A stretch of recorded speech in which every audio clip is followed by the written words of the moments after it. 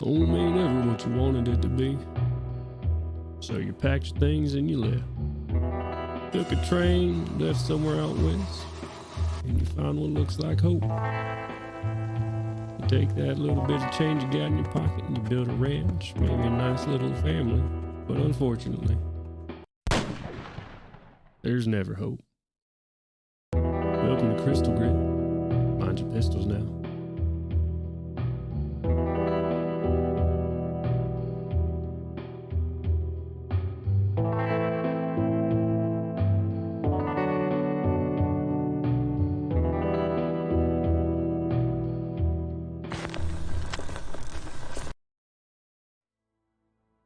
Hello, everybody. Hello. We're welcome Howdy. to this here thing. We are Hard Knock Dice, and this thing that I'm welcoming you to is our campaign known as Whispers in the Dust, like it says in the title. If you can read, if you can't read, that's why I'm saying it out loud. That this is our 14th session. Woo! If we were playing it every day, this would be 2 weeks of Whispers in the Dust. That'd be crazy. Can you imagine? Fuck that. I could not DM that. Like, absolutely not. Play every day. No prep time. Go. Anyway, I, as the person speaking, am Ian. I'm the Dungeon Master, Cowboy God of this here campaign. All these lovely lads and lasses off to my side, I'm not going to bother pointing, but they are to the side where they are at, are players. I feel like I just repeat myself a bunch. They're the folks that be pointing and shooting, because I think all of them have guns. I don't think any of them don't have a gun, and even those that mostly use spells reflavor stuff as guns in some cases.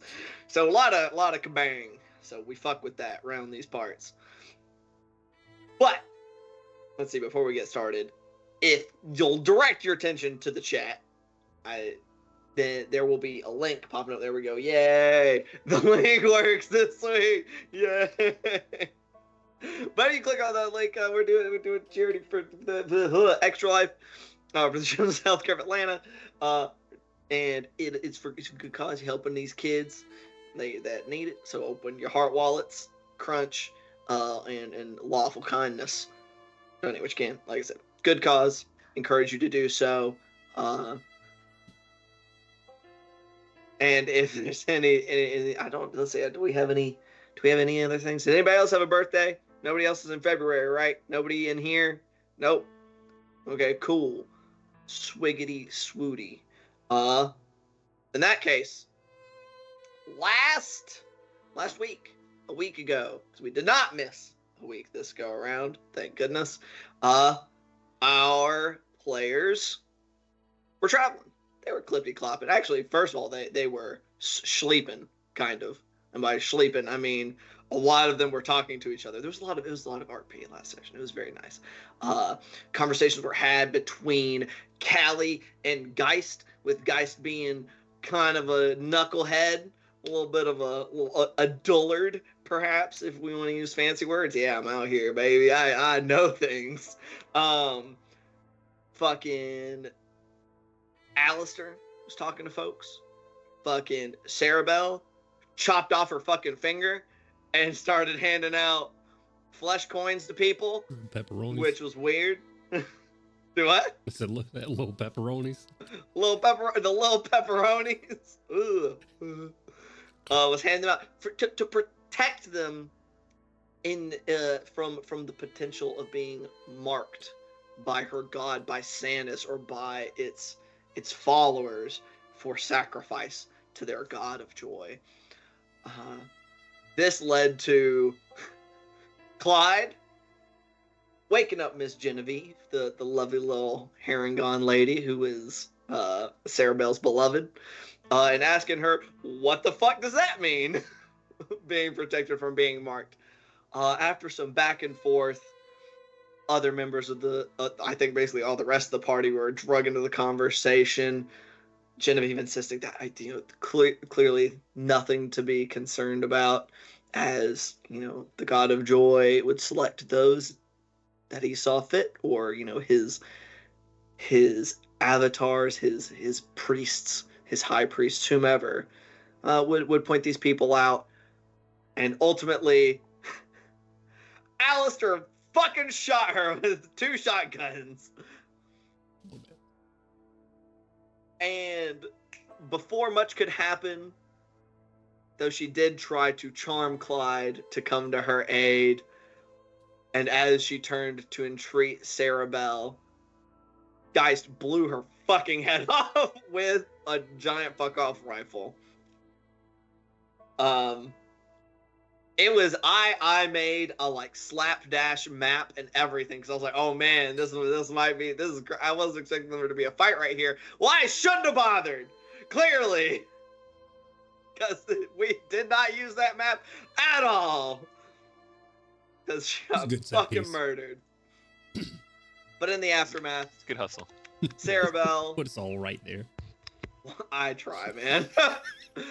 Sarah Bell, while grieving, seemed to come to seem to understand to some extent that was necessary.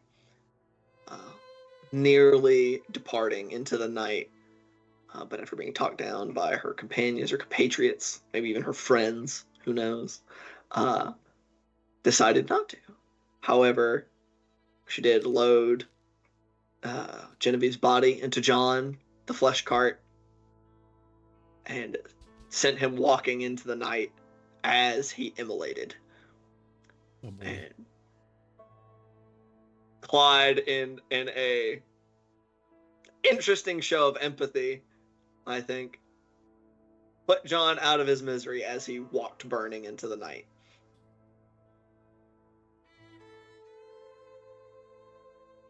And then our party rode some more. Rode all the way through for about another 16-ish hours after they rested, to get to their end destination, or destination for the moment, of Crystal Grit. Pushing all the way through, not taking a rest.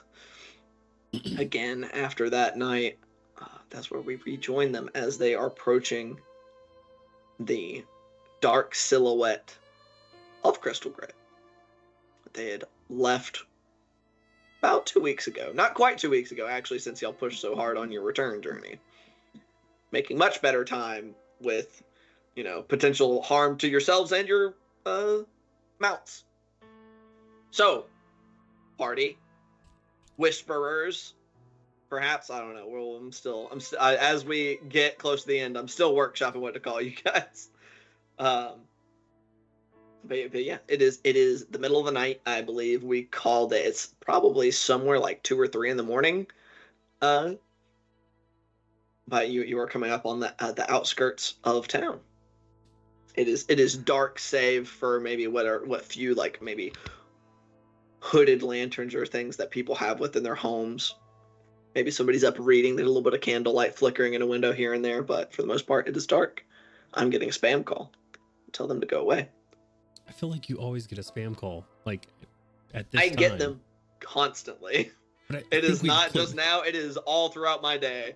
You know how annoying that is to be listening to an audiobook and multiple times just, hi.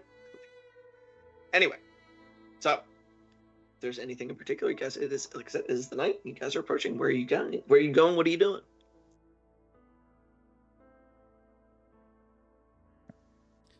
You are muted, Mr. Gash. Okay.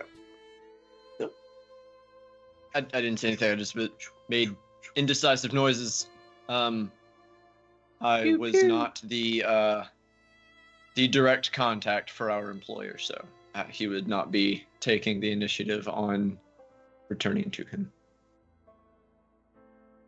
I think I would have ridden up to Miss Bell and inquired if we should go straight to Sinclair or go to the Sunrise. I think we should see Mr. Sinclair sooner rather than later, but I have concerns about the constitution of our friends before we arrive there. Perhaps we should swing by the Sunrise and ask Billy to open up some pop for our friends. Anyone who would like to partake. Right, Miss Bell. Just to interject, But we do have quite a bit of his wealth in the back of our carts here. Don't know if you want to get that dropped off sooner rather than later. That way we're not blamed for anything that goes missing. Yeah, not to mention silver shot back there. Absolutely. Who's been relatively quiet so far. Are you awake? So, and just just for OOC, OOC for everybody. So that's one of the things that the Sunrise has. They have, in addition to liquor, they have amphetamines and they have downers. And so pop is the amphetamine. And I'm trying to see where I wrote down what Ian said. So we can, if we take it, if you choose to take it, you can erase your exhaustion for 3 hours. And it As also well as makes being you immune to fear. Immune to fear for Yep. that same duration. At the end, you'll make a Constitution saving throw. If you fail, you will gain additional levels of exhaustion. Cerebell. And if Oh, not, Jesus. then you're regular. Did you say levels as in plural? Yep. Okay. How much it is, how many you gain is dependent on how hard you fail. Hmm. We're not riding with a level of exhaustion right now, are we? I think I have one. Or are we about to have one? 16 hours straight. I mean, you would be closing in on having one. Your I have horses are probably, yeah, and those who didn't sleep. So I think at least one person said they were not sleeping. I believe that was Cerebell and Geist. So they are quickly approaching getting a second level of exhaustion between the two. Wait, I thought we had, and correct me if I'm wrong, I thought we discussed doing the sleep rotations while we were en route. That's true. Which I will not go back on that, I suppose. I couldn't remember. I thought I remembered that, but I'm not going to, like, declare authoritatively that we There decided are to do that. enough of you, and I mean, it is possible to get shitty sleep, but shitty sleep can stave off exhaustion, so, I mean, I'd say maybe it probably took more of it, but y'all were riding for 16 hours, so even if it was like, it takes 10 hours of shitty sleep to stave off exhaustion, I mean, you could have done it. But Alistair doesn't will do cure any drugs just exhaustion. to do drugs, so. You know, fair enough. We've all Um, been there, Alistair. I think that based off of with Alistair mentioning getting the stuff like all of the materials to Sinclair, I think Callie turns to him and goes, Mr. Dotry, I believe that if we want to stop at the Sunrise, I can keep watch on all of the materials that need to go to Mr. Sinclair. Folks in town aren't going to bother me too much. They know better. Very well. Callie, Yes, Miss Sarabelle. Cerebell, wrong arm, will point with her arm, well, one arm, at the bag of holding, and the contents are beginning to spill out. Oh, yeah. Shit. All right. That's just peachy. And I think she goes over to where, like, the back of Clyde's. Yeah, go ahead and put it Cart. in there. I'll help you get it on where it needs to go. I mean, I think literally it's just me standing there, like I've pulled out the magic gem and I'm just like pouring it into one of the boxes or like crates that we had emptied out anyway. So I'm just like, I'm not sure what's happening, but I believe I'm losing my magic. Miss Sarabelle, it is all right. We know that you have been through quite an ordeal. I will miss the fact that that creature that's following us can probably now sense this. Or maybe if I just leave it closed. Maybe that was my problem. I opened up the goddamn box. But Dice is that gonna also check his means rifle. same thing with your rifle. That kind of shimmering haze that was over the rifle, the greenish haze, is even harder to see. It is almost imperceptible. And Check the chamber. while Cerebell tried to delay the decay of Alistair, it wasn't Alistair's coin, it was somebody's coin, that also is not working. That was good while it lasted, I guess. That's going to be a problem if comes time to fight. What would we need to fight for? We're here, our mission is complete. Right. We should be on Easy Street. Drop the stuff off, and the materials will be Mr. Sinclair's problem. I do have to talk to Mr. Sinclair for assisting you with your mission here. My book royalties are not being mailed consistently, so I need my pockets lined for the time being.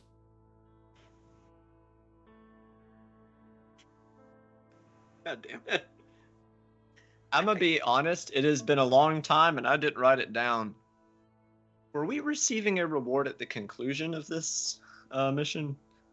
Or did we get like paid up front or something with a threat? We did not get paid up front. The thing that we got, the upfront thing was that we got to use his private stock of gear.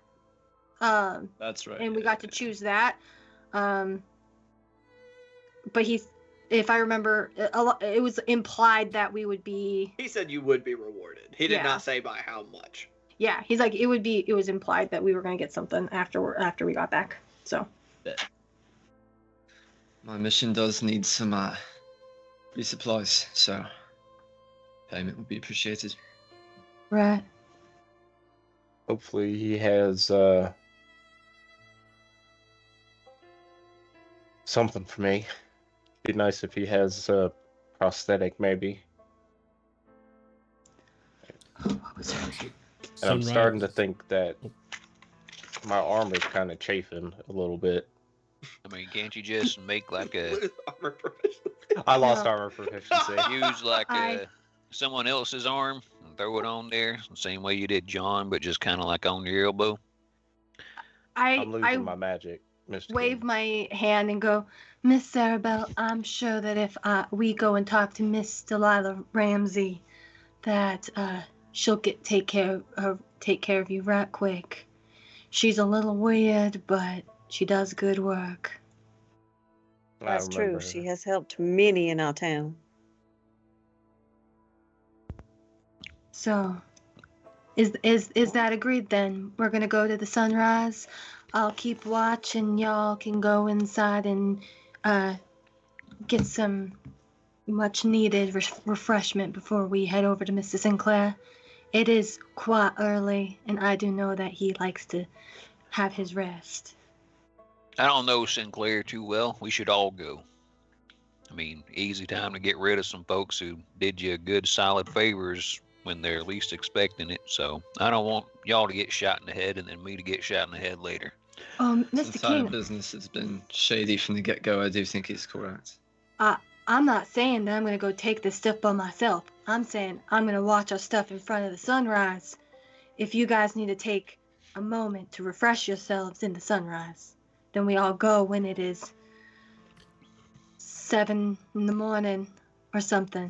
DM, can I make a quick perception check real quick to see if any of Desmond's guys have already spotted us to make all of this moot? Sure, you can go ahead and roll.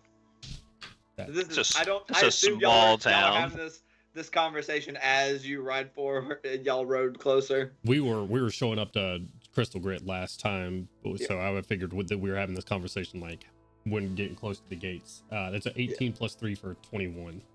21. Let's see here.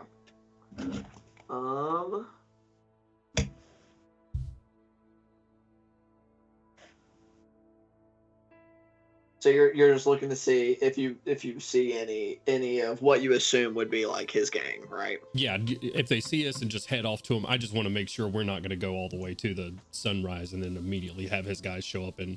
Right. I'll say so with a 21. I say like, yeah, y'all been pulling up, and like I said, there's no gates to the town. Like it's open. It's a western town. Right. The defense is gunned. But as y'all are pulling up, I will say you see an individual in the like. I was about to say, in kind of like the uniform, air quotes, that y'all had seen some of their guys in before, like the like dark, duster and kind of black poncho with like a hood up, walking just down the street towards the center of town, like not trying to sneak along. You just see him walking down the street. Does he seem to spot us? I'll say with a 21, I'll say you noticed him standing kind of like he had been in the shadows of the sunrise. We don't recognize this person at all. Not as just like a solitary figure. You see a figure step out of the shadows of the sunrise, turn and walking down towards the center of town. As we arrive, that happens. Yeah, like as y'all are arriving, you see him just turn, start walking down the street. Yeah, not with any like particular haste or anything. Geist will get the closer look from far away. Clyde will call out to him. What are you calling it? Hey, you, shady fucker. How far away is he, DM? Probably not more than like 100 feet. Y'all had to get close enough for him to see who you were. I believe. While he's yelling at the guy, I'm just gonna lean my head over to Belle and Callie and just say, I believe Mayor Sinclair's folks have already spotted us. Hey. and King's going, hey you. Yeah, as King's just yelling at this guy down the street. Yeah. You never know when your enemies are the ones to spot you before your allies. So if that guy bolts, let me see. What's up, Callie? I was gonna say if he is one of Sinclair's gang, people aren't going to not recognize Callie. She has bright red hair. Like I said, y'all had to get just close enough so that he could go with his peepers, and then turn and start walking. And in response to you, Clyde, he dude turns around, doesn't say anything, but kind of lifts up his kind of like dark poncho Madur, and revealing like the what did I describe them as before, like the prominently on his belt placed like black lacquered karambit, which was what all of the members of the Talon gang seem to carry. Gotcha. And then lifts it so that it's clearly visible, lets it drop, turns and keeps on walking. Easy peasy. You see, you never can be too sure. Right. So, before we get back into common earshot, what's the specific plan? Because I wager there's at least a 30% chance this man is going to try and get rid of us. I have been working for Mr. Sinclair for the last 8 months, and he's been a man of his word. And You I know worked that for a that's not criminal a for whole 8 lot. months, and you think he's going to be loyal to you. That's fucking precious. well, it's not just all of your experience with him thus far. Is everything that we have done completely normal? I mean, This- I've this kind been of thing working for occurred before. different gangs. Pretty normal to There- me. Weird treasures that summon horrifying warped Weird. beings. I mean, it's not normal, but weird shit never stops being weird. Right. And I will say, for those who have spent significant time in your cryptidol, weird shit happens here. Right. Like, weird shit happens here as people dig into the ancient magical secrets and stuff. Like, yeah, weird shit just kind of blossoms around. I meant strange for him specifically. That's definitely a different question. Okay. Well, those who feel who would like to stop by sunrise, please say. Otherwise, shall we proceed directly to Mr. Sinclair? If y'all want to stop for just a minute, that's fine, but I wouldn't get settled in. I'd keep your iron real handy. My vote would be to go ahead and push ahead to the mayor. The reason is it's very late in the night, and surely not all of his forces are at his disposal right now. So if he does decide to betray us, now wouldn't be the best time for him to do so. Especially Or, with all of us in the same room. That shadow figures might be rustling up his folk right now. When we do that, then we'll have to pass by the sunrise to get to his place anyways. Miss Bell, I suggest that you and I trade out our horses so that we have fresh ones just in case. We can do that. And I would like to just at least let Billy know that we're back in town. I will take a peek around just in case there is something in case he has people placed to fucking kill us as soon as we walk out of his house. Right. Maybe you should get up on a building that's got a clear line of sight from here to the sunrise. Or from the sunrise to his place. That would 100% be what I would advise in almost literally any situation. He might find it a little odd if one member of the group that was known to be with you did not attend the return. Or practical, so that we don't get our heads blown off and show that we mean business. I mean, I'll tell him, hey, he's right outside. You can see him through that window. He's just making sure that your head gets blown off before ours do in case this goes sideways. And is that a sentiment that he would appreciate? Because in my experience, people like him, the quickest way to ensure retaliation, if it was not already going to happen, is to show that you were prepared to be retaliated against. I feel like it makes us seem more capable.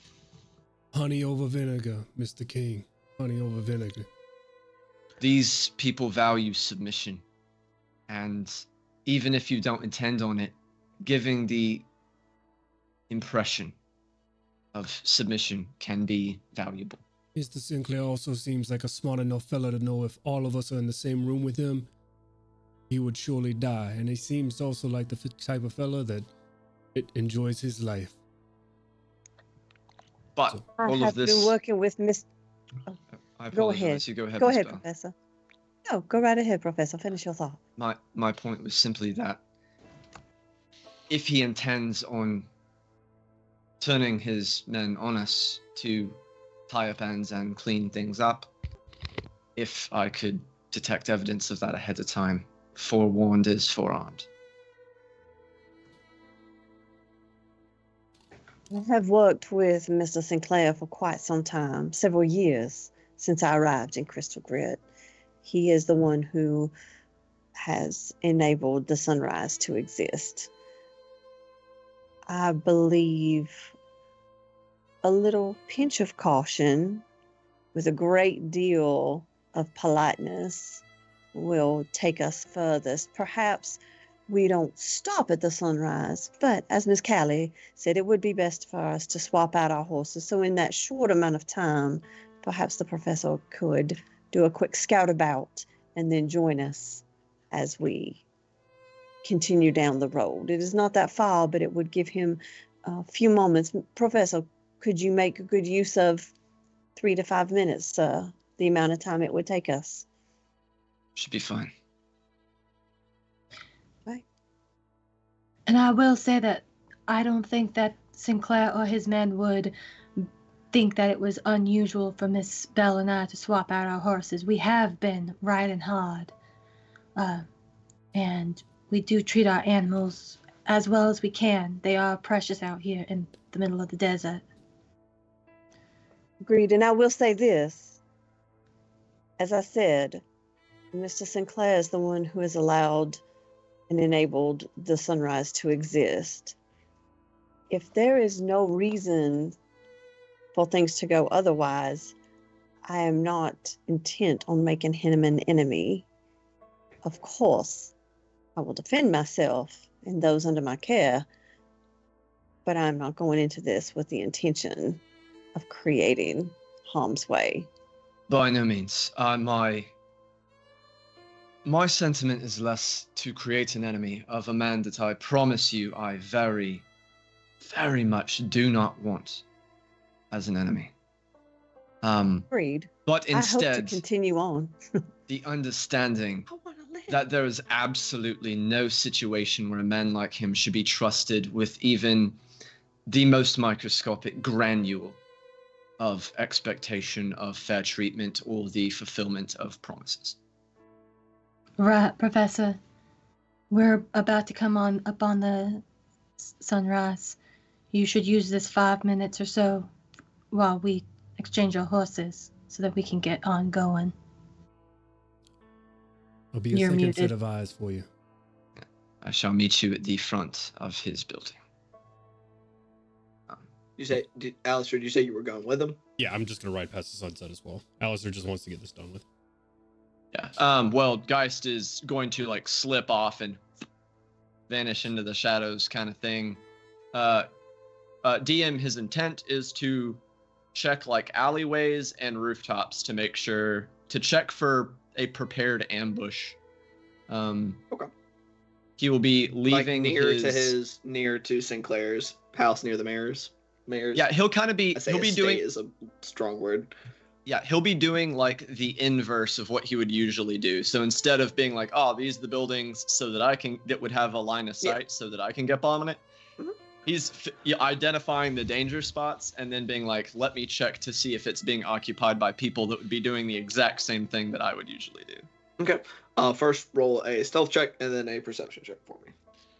Can I give him advantage on his perception by looking like bait riding down the street? Like drawing out the ambush ahead of time Sure. if there is one. Yeah, sure. DM, before I roll this, forget perception checks against him. All right, disadvantage. Sure. Also, he will have left his rifle with Callie. So you do not have the big gun. Yeah, this I was not seen with this prior to departing, and perhaps it should not be on my person when we meet with him again. Right. I'll take care of it.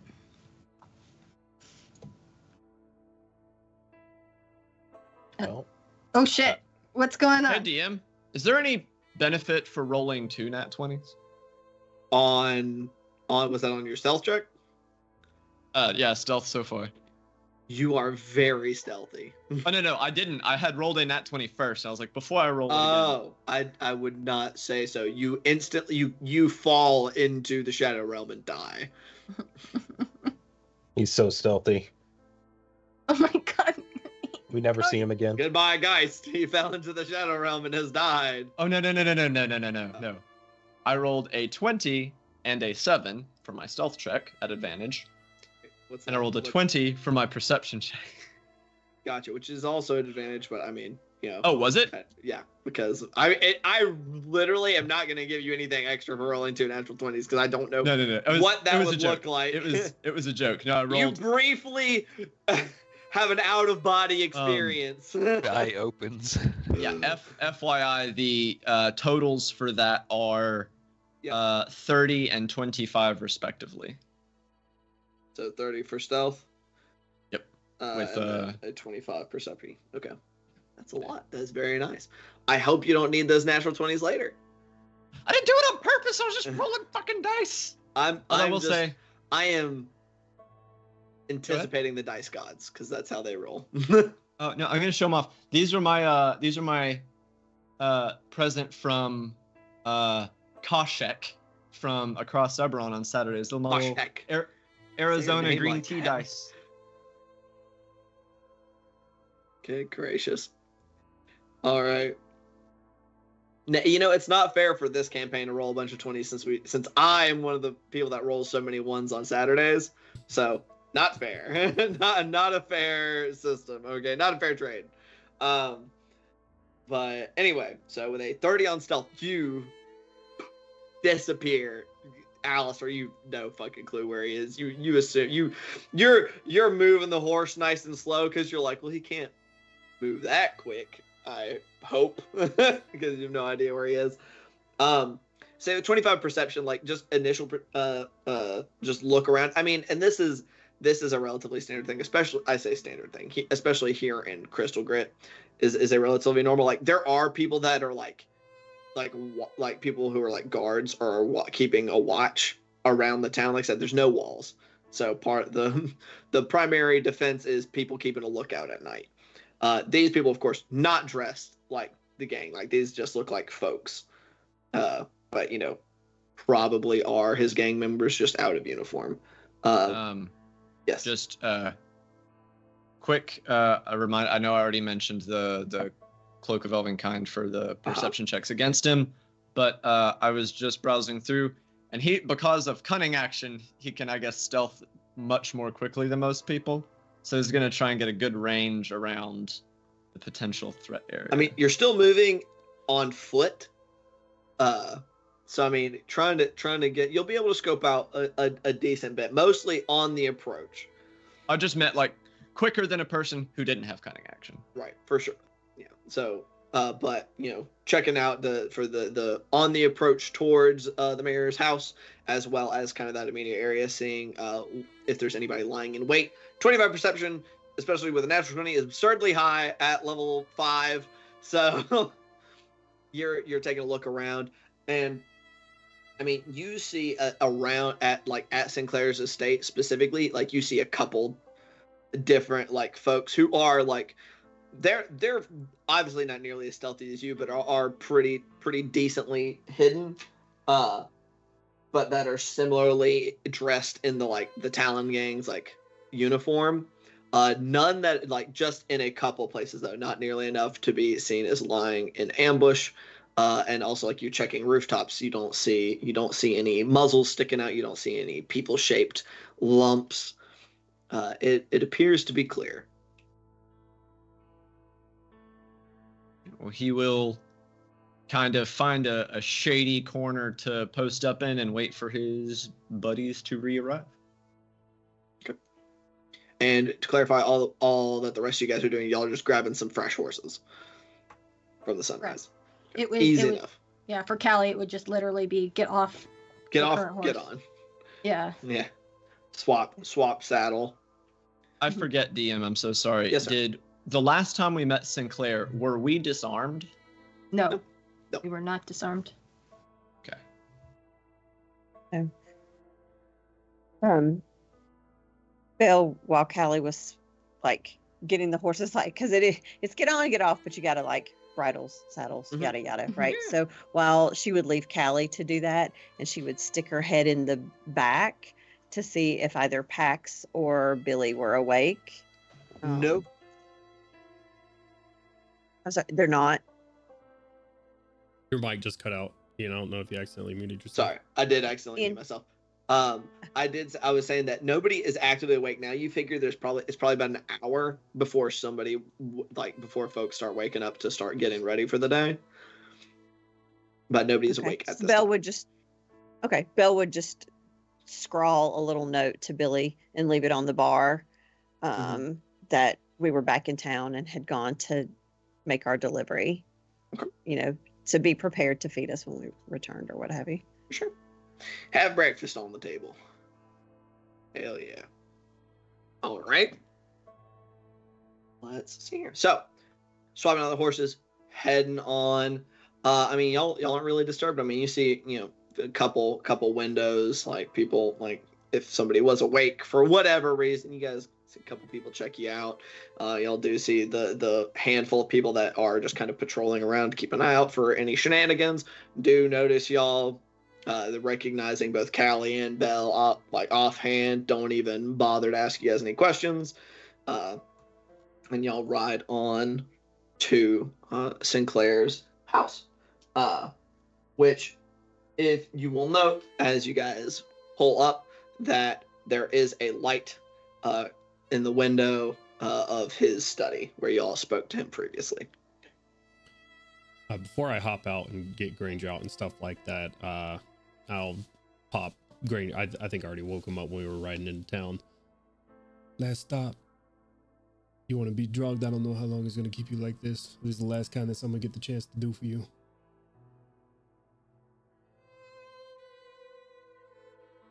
Good question. Go with that D20. You said you asked him if he wanted to be drugged?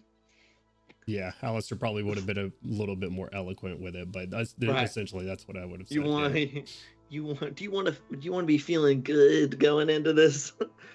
Yeah, essentially. He just kind of like he definitely like as I hesitate to say chipper, but as like nonchalant as he was when y'all first when he was first woken up after y'all had captured him, his mood has definitely been on a steady decline the entire time y'all have been traveling back, and at this point he just looks like resigned. But he just kind of and kind of like a sure gesture. I'll take the last vial of poison that I have and mix it with whatever's left in my flask, and imbue it with a spell. I'll throw a first level spell in it, like a charm person or a sleep. No, I don't want him to be completely unconscious because I know they will attempt to wake him up. So maybe like a charm person in there, just to put him in a bit of a stupor. That's what I'll do for him. Okay.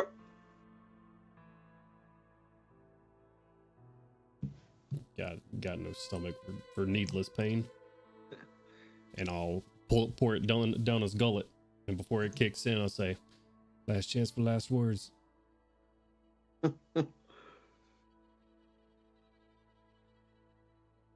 don't think I've got any worse to say. Most people don't. I'll throw the gag back in his mouth and walk him. I'll wait for the rest of the party, and while that's kicking in. All right. By the time y'all get there, he's getting there. Like it's starting to kick in, but so y'all are all gathered up. Some of y'all are just going, giving a. Or y'all just going, I don't know, y'all could decide to do something else entirely. I don't know, maybe y'all try to bomb his house. Yeah, no, I think Callie walks up to the door, checking to make sure that the lead box is on her person, and just knocks on the door. Okay. Knock, knock. I didn't decide who was awake for this. Does anybody have a particular preference between O'Malley and Thornton? I think Callie prefers O'Malley over Thornton, but that's just Okay. pettiness. We'll give it a 50-50. High or low, Callie? I guess I'll go with party high. Once I said the tie will be O'Malley. Always high. She's converted. You knock after a few moments. Door is opened up, and the slender, bowler-capped figure of Sadie Thornton answers the door. I rolled a 16. So 20, that's This is real what high, I- right? yeah, This is what I get for being converted. 5 out of a 20. hey. The church it rewards true believers. You have to be. Faith is a consistency thing. All right. Okay. It's all about consistency. It's all about consistency, okay? Do not blaspheme in my church. All right. But Sadie Thornton opens the door, looks you over, Callie, a little bit of a smirk. Well, I'll be. You appear to have returned in one piece. Peeks past you. And your friends mostly. Look at seeing a missing arm. Sarah Bell. Callie just kind of shrugs and goes, "Like I said before, Mr. Sinclair sends out his best workers to do the things that he needs to get done." Mel would be Sinclair standing right sends beside out Callie. Oh, sorry. Disposable workers. Sure. Y'all make out in the alley Sadie. afterwards. Can you wake him up so we can get this transaction done with? I don't Oh like my her. She's gods. kind of a dick. Oh my god. Goodness. I How about assume. Sadie, I know it's quite early, but would you mind to get Mr. Sinclair for us? I do appreciate your assistance, ma'am. Still through like grinning teeth. Let's not antagonize them. You can blink twice if he told us to, stall us at the door so he can get his britches on or something. The man is in his office to receive you. Wonderful. Thank you, Miss Sadie. Bring the Dragonborn. Of course. Turns. Walks in. Oh, Miss Sadie. We're go-getters, but not that kind. Send out some men to grab these boxes, yes? Thank you. I didn't ask you to bring the boxes, did I? The Dragonborn. Would you like the boxes to get stolen? Miss They will not Sadie, be I'm addressed. sorry. I believe, yes, I believe we just wanted to make sure that you're aware that all of those wagons out there, well, 2 of those wagons out there, my mistake, are filled with the boxes that Mr. Sinclair also requested us to bring. So you may do with those what you will, ma'am. And she'll just kind of swoosh toward the office because she knows where it is. She's been there before.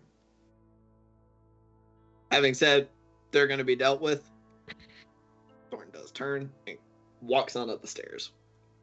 Yeah, With the presumption that y'all will be following. Yeah, I follow with her. So, y'all troop on up through the kind of antechamber kind of sitting room that he has into his office itself. This time there is no one being questioned already. Y'all arrived solo dolo. There's no additional guests. To the familiar sight of Sinclair sat behind his desk. Vest, cream shirt, black leather gloves. He still has a little pencil mustache. His hair, blonde hair, gelled back, and still the same shattered, pearl looking eyes. Got your man, got your goods. You all work quite quickly. I would not have expected you back for perhaps another few days, maybe even a week. We found it best to operate hastily. It's a very fun adventure. I do not complain, of course. Glad I you're see. pleased, sir. So, he turns and looks at as Granger has been brought shuffling in behind you, has turned and is looking at him, and does not break from looking away from him as he says, "I hope that your personal grievances were addressed similarly, with success." I assume you didn't bring Rita. Of course I did. You did bring Rita. Okay. If I left her behind, she'd be another target again. That's fair. Fair point. Fair point. Not letting her out of his sight again. He said, "Retrieve all of my goods." And that finally pulls away from looking at Granger to look at Callie. And the specific item that I asked you to keep safe. Yeah, and so Callie pulls it out and approaches his desk as I don't know, more tentatively than she would normally, and set it on the desk. Oh, yes, sir. That was one of the things that I made sure was in that box, and I've kept it on my person to make sure I hand-delivered it to you. What's There's up, some type Alistair? of weird. There's some type of weird something that's chasing after that. What? Like a monster? We thought Yeah. it was like made out of rock. I got his leg in the cart. We shot it clear off. Thought it would slow it down a little bit, but it regenerates real fast. Probably I going to can- be more pissed about not having a leg no more. I can go get you the leg. It was a creature hunting the gem. It Yes, really wanted it. It seemed like it was wanted to like kind of shove it into itself. It was looking to consume it.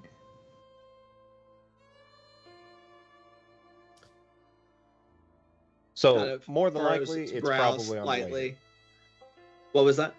More than likely, it's probably on the way here. He kind of yells a monster chasing. It looked like it wanted to consume it. Slight downward of eyebrows. He turns to Thornton. Send for Buchanan. Tell him to come now. She nods, steps out. You hear her call out to somebody. Somebody departs. Y'all would at least y'all would know that Cassidy Buchanan is his mage. Like he is his arcane individual. Well, it will be addressed soon enough. You said it chased this leg. Yes, if you could fetch it. To go get it. I'm sure Mr. Buchanan will be most interested.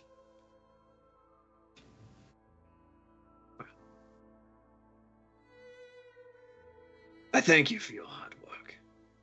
I assume you retrieved all of my goods. In addition. Every coin that was present has been brought with us. I do not like that picture. God damn it. Didn't realize who it was at first. I didn't know either, and I was like, what the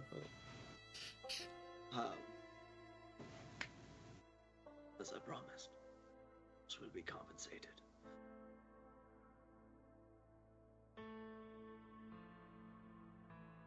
The material value does not quite exceed, but services rendered 2,000 gold pieces for each of you. Services. You quiet as hell, DM.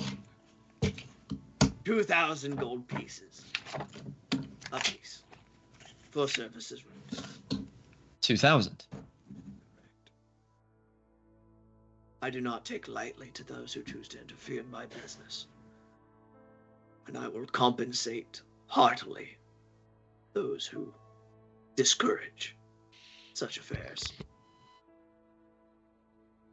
Happy to have performed a satisfactory service, so. 2,000 gold for that. You got anyone else twisting your britches? And that is why I pay so much. Potentially. You'll do good work, clearly. Consider that 2,000 a bit of a down payment on further work I ask of you. Sarabelle comes back and gives him the leg. He looks at it and just like gestures for you to just like set it on the floor next to his desk. Looks a bit like a lamp. Did it come like that? No, sir. We did some magic tinkering to use it as a beacon, as a warning. We didn't really particularly want to get caught off guard again. Very well. Well, if you are interested in doing further work for me, before we get to the details of it, yes or no? Looks to Miss Bell. I'm in her service. As Very well. she determines. I'll work for you, Mr. Sinclair. You tell me what to do. Good. I am always open to employment from individuals that value the things I can accomplish. Currently running into a spot of homelessness, so I could use the extra coin. I will further sweeten, I suppose, the potential pot. Aside from monetary compensation, association with myself and my organization does assist in personal goals.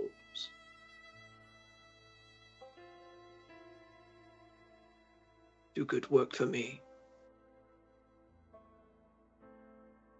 It's a two-way street. And just kind of Understood, sir. looking at each of you in turn.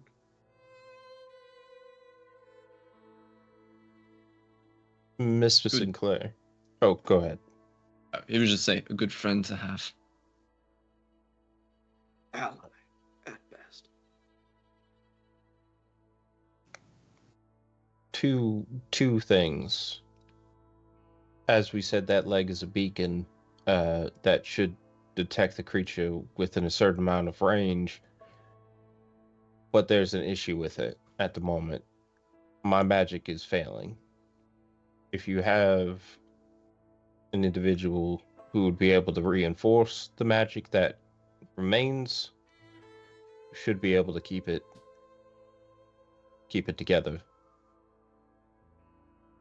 And she kind of hesitates. If you see, and she just walks over to his desk and takes a piece of paper and draws a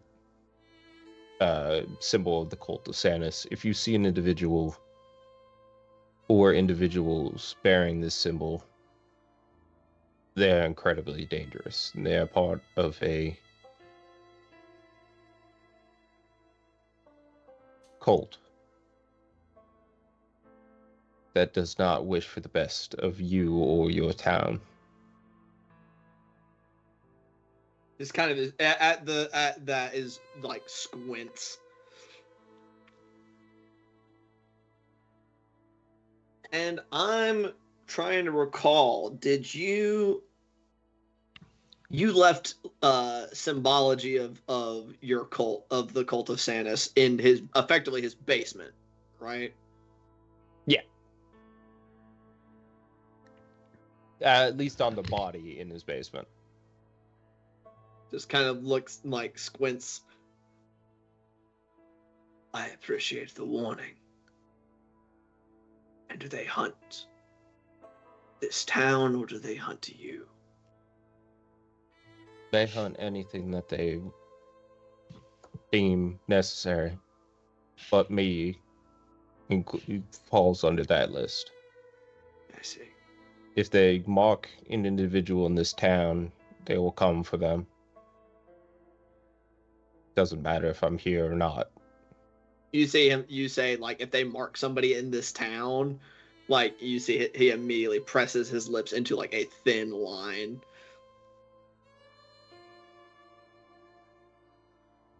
I thank you for the warning. Now, he stands up. Mr. Gray, or actually, yeah, no, he knows Granger. Mr. Granger, have a seat. He gestures to the reupholstered sitting chair that previously had held the young man that he had been speaking to last time you guys were in his office. Gestures. Sadie comes up and helps deposit Granger into the chair. Before we can discuss our next order of business, I do have some clarifying questions to ask our friend here. So if you would be so kind as to be patient. Turns away from you guys, pops out the gag.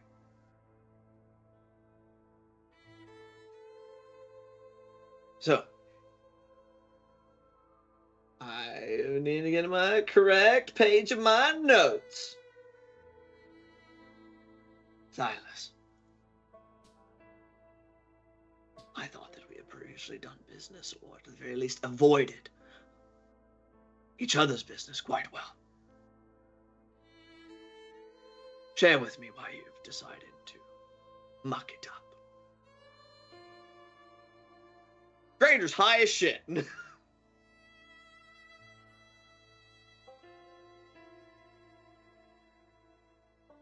Gives a big shrug.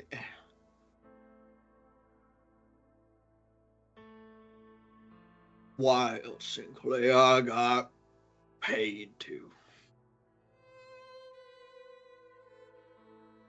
Really? By who?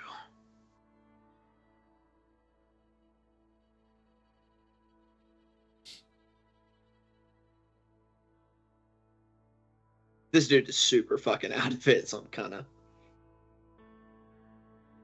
decided. He just kind of smiles. Well, I don't know. Why don't you wait to find out?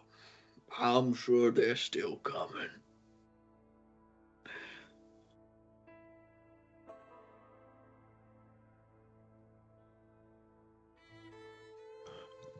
Sinclair thinks for a second. Just backhands him, which is doesn't even care.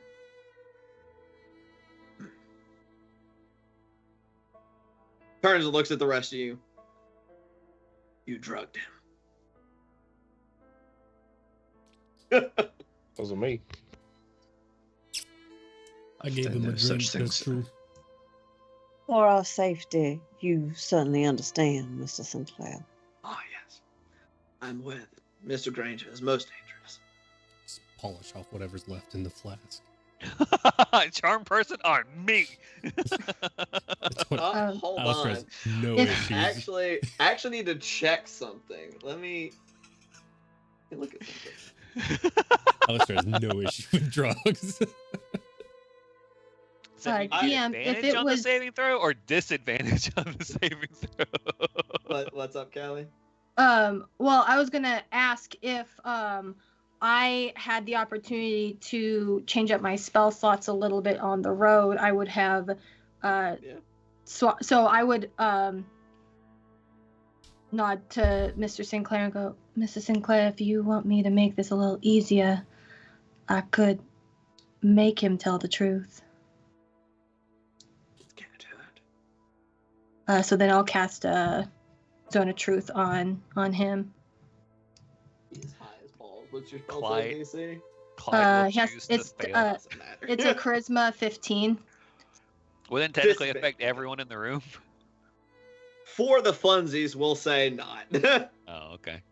Unless you guys just really wanted to. Even at disadvantage, I'm good. You know, sure, why not? He knows what Zone of Truth does. Sinclair doesn't give a shit. Fucking Granger rolled a 6, so he failed. He's high as hell, man. I gave it a disadvantage. I was like, he is not in it right now. So I and since I know that he is not he Sinclair can't is tell good. the truth, I say, Mr. Sinclair, he should be giving you the straight and narrow now. As long as he will answer, correct? Well, Silas, you heard the lady. Who sent you? Who paid you to undercut me? Granger's sitting there doing like, You have to give him a minute. It numbs the tongue. you can see he's obviously just doesn't want to speak. Because the thing is, like, you can choose not to speak, right? When under a zone of truth. Can Clyde like gesture, make like a do you mind gesture? At Sinclair, Yeah. To like approach the couple. he raises an eyebrow and Clyde's just gonna very daintily 2 claws onto a scale and pull. kind of rip a scale out off of him You got a lot of Sure. ladies. and cries out, "Oh, effective, perhaps, but slow. Miss Thornton. Thornton hands him a pistol, presses it against his knee, it blows his kneecap out. Roars of draconic pain. Alistair Now. leaves. Sinclair does not even turn to watch you go. That's good. Sarah Bell steps outside. Mr. Granger. This will go much faster if you will just speak.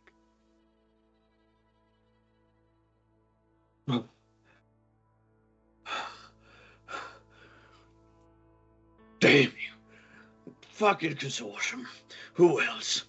Who within the consortium?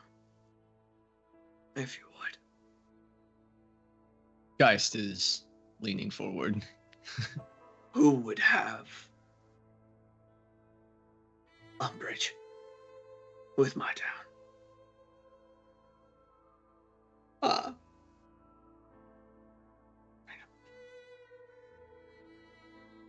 There was fella new to the continent, fella new to the Cryptodon, trying to make a name for himself. A name. Granger. A name.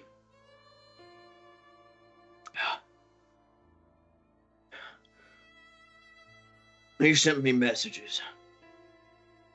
Offered a lot of coin to prove you were dirty. All right. Some guy named Slater. I don't know anything else about him. 1 second, DM. Ah, we're good. Slater. What's his Any other position? name? It said Slater. God damn it. Did you give another name?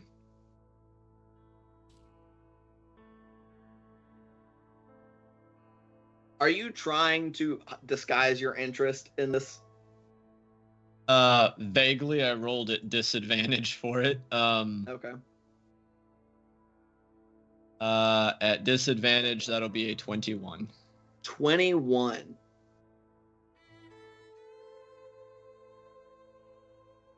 Whew.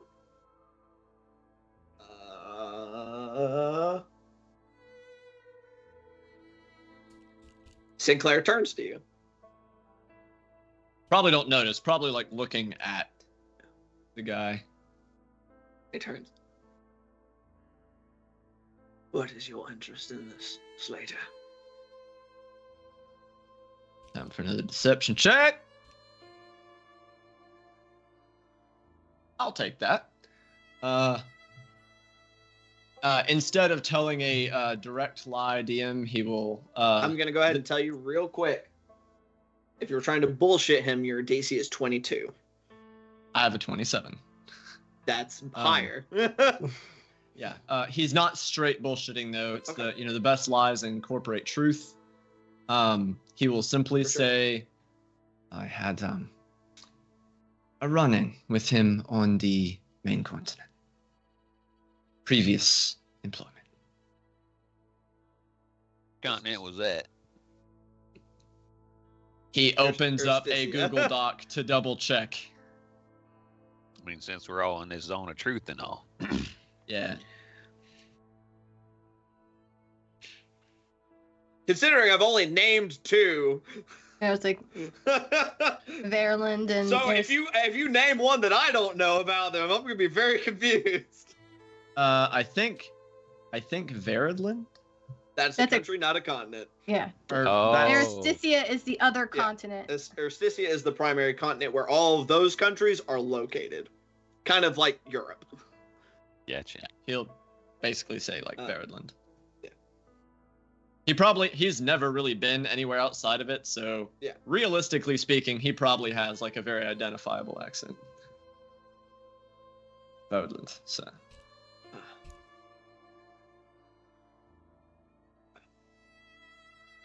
He just kind of seems to take it in a like business interest. dangerous Got man. it. That would make it boring if he wasn't. And he is clearly furious. Turns back to Granger. What other of you lowlifes did he employ? You working with any of the other gangs? If so, who? And where? And why? And what was it like? He basically just rattles off like, tell me all the shit he asked you to do and if you were working with anybody. And then you can move on from this mortal coil.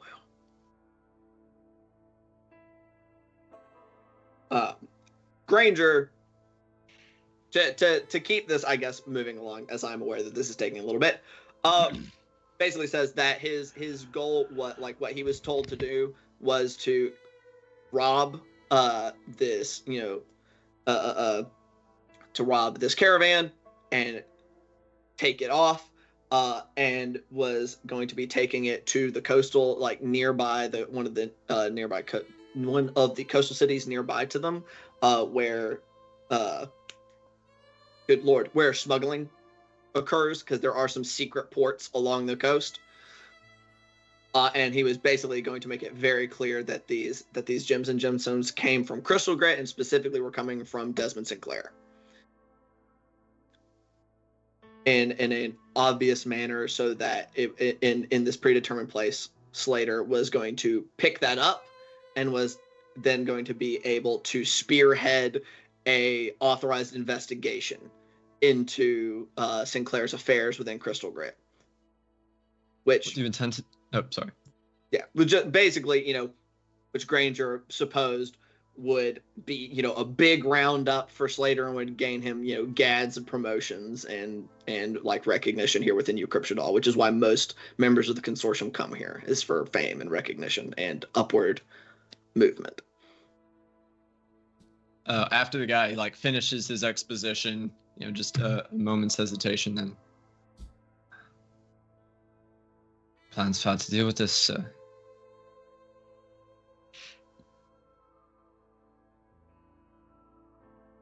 We will need to cover that. We are due for an inspection. I gotta roll another. Go ahead. Sorry. Said, for in a week or two, even saying that, basically, in the next couple of weeks, he is expecting a marshal to come for a relatively regularly scheduled inspection of his town. And they will not have offloaded. They will not have been able to offload and sell their public gem minings at that juncture, which is going to be a problem. Because that's supposed to be part of his shipment is supposed to be, some of it is supposed to be sold legit, some of it is supposed to be smuggled, because he has to keep the front-facing appearance of being a legitimate mining town. Since we had So we'll have to do that first. With a 24 to disguise his eagerness. You're rolling that one on his insight. He is distracted. Hell the fuck yeah. Yeah, good. Because, guys, is basically seeing as I have had some engagement with Mr. Slater, since we had already discussed potential future employment, I would be more than happy to, for the same generous tier of compensation that you have demonstrated thus far, a willingness to assist with this matter as well. Generous compensation for work well accomplished. Of course. Sloppy work pays less. I don't do sloppy work, sir. While Sinclair is interrogating Granger, Callie has done her best to angle herself so that he can't. I mean, I know that Sinclair is focusing his energy on Granger, but there is a slight terror that every word that is coming out of Granger's mouth that she's just like ready to, face step out of there. Yeah. So just as a general your knowledge, she is on edge. So I would say that. Oh, I'm sorry. I was just Go gonna say that Belle would have been very tuned in to what Callie was doing, given that what Callie had shared before, and probably would have tried to, when they filed in, to kind of put herself in the line between Sinclair and Callie. So as that goes on and she sees that, she'll just kind of like angle her body a little bit more, like she's paying closer attention or what have you, to try to kind of give Callie the feeling of being shielded. Sarah Bell, outside with Mr. Dotree, is going to play How Expensive Do You Think This Thing Is? Type just in his house. Alistair A fun just lights game. up a cigarette. She's talking to herself. Yeah. She's like, It "This just is lets you much." talk to yourself for a while.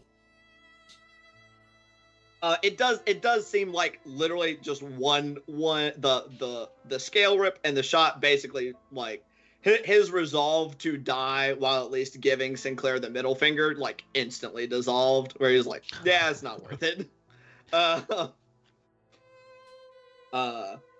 So yeah, brief exchange with Geist, like, don't do sloppy work. Sinclair, good.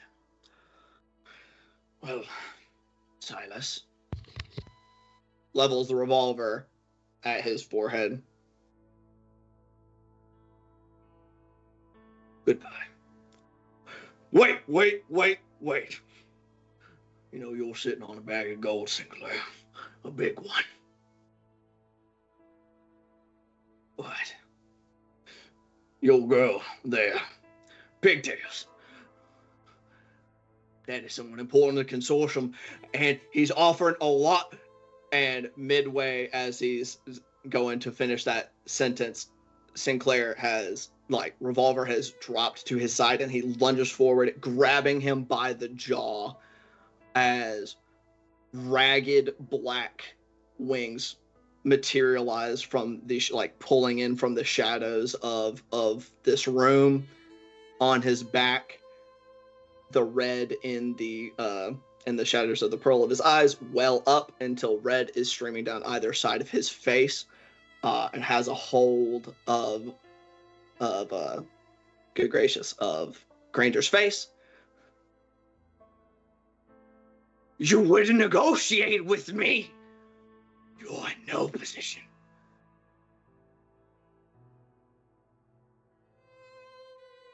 Die.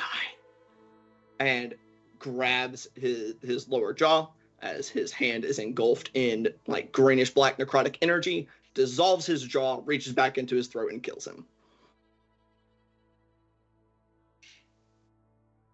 All right.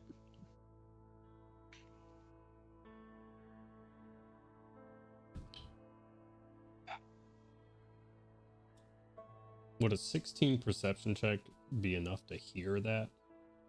I mean, exchange? probably if you didn't go very far. I assume I don't know how far out you went. Just right downstairs. I'd say probably so. He was yelling. Well, between Granger, that last exchange between Granger and I'll say with a 16, sure. Okay. I'll say it was faint, but I mean you at least got the gist of it, and then angry yelling from Sinclair. Gotcha. Cool. Stands back up from Granger's corpse.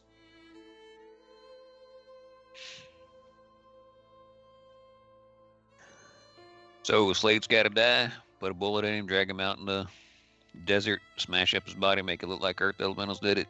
Easy peasy. Wings and everything dissolve.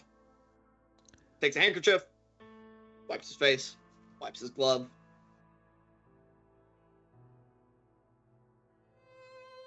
Yes. Preferably.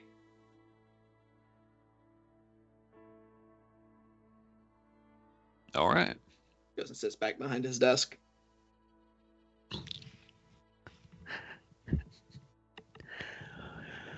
The more immediate problem is, of course, the coming marshal. 2 weeks, you said, sir. Perhaps 1 to 2. There's a schedule, but it varies. We have the opportunity to avail ourselves of any additional purchases prior to that arrival. With your payment, of course, I am not asking for handouts. Of course. You work for me, you can purchase from my stores. Excellent, sir. I understand it is quite late and you probably have a lot to think about. Would it be appropriate to visit you in the next, shall we say, day to discuss solutions? I have a preferred solution. Actually. The marshal shall not get here. He will not arrive. You will assure that he does not. Of course, sir. And do you know his point of origin? I'm sure most of you are familiar. There's a train station. A few days' ride. Perhaps half a week. Yeah, from Crystal Grid. I want this to send a message to the Slater. I want him to know his investigations will not be profitable for him. But I do not wish for the entire consortium to come down on my head. So he will die. Public knowledge will be whatever you make it, as long as it does not point to me. Understood, sir.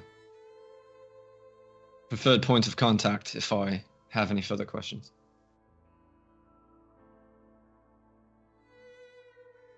Basically, which of your lieutenants do you want me to talk to? Speak to either Mr. O'Malley or Miss Thorne. Understood, sir. Does not matter.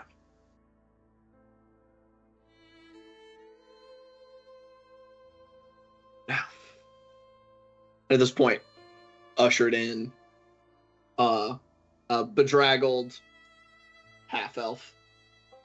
Make sure I didn't just call him the wrong thing. Yeah. Uh-oh. Bedraggled half-elf. I was like, he is a half-elf, isn't he? In hastily put on clothing, comes in. Well, be about your night, Mr. Buchanan. If you would examine this leg for me, apparently it came from a creature that pursued. Places the gem on his desk, like takes it out of the case and places it on the desk. Who pursued your gem? And I need to know why. Yes. Well, he basically dismissed you guys. If you like quick if you guys don't say anything, quick that's up to you. amendment to just chasing also cause nightmares to be widespread throughout the entire town, where people will seem to be embodying this creature, and maybe time has passed or something along those lines, into which case they are a manifestation of murder and all kinds of other stuff.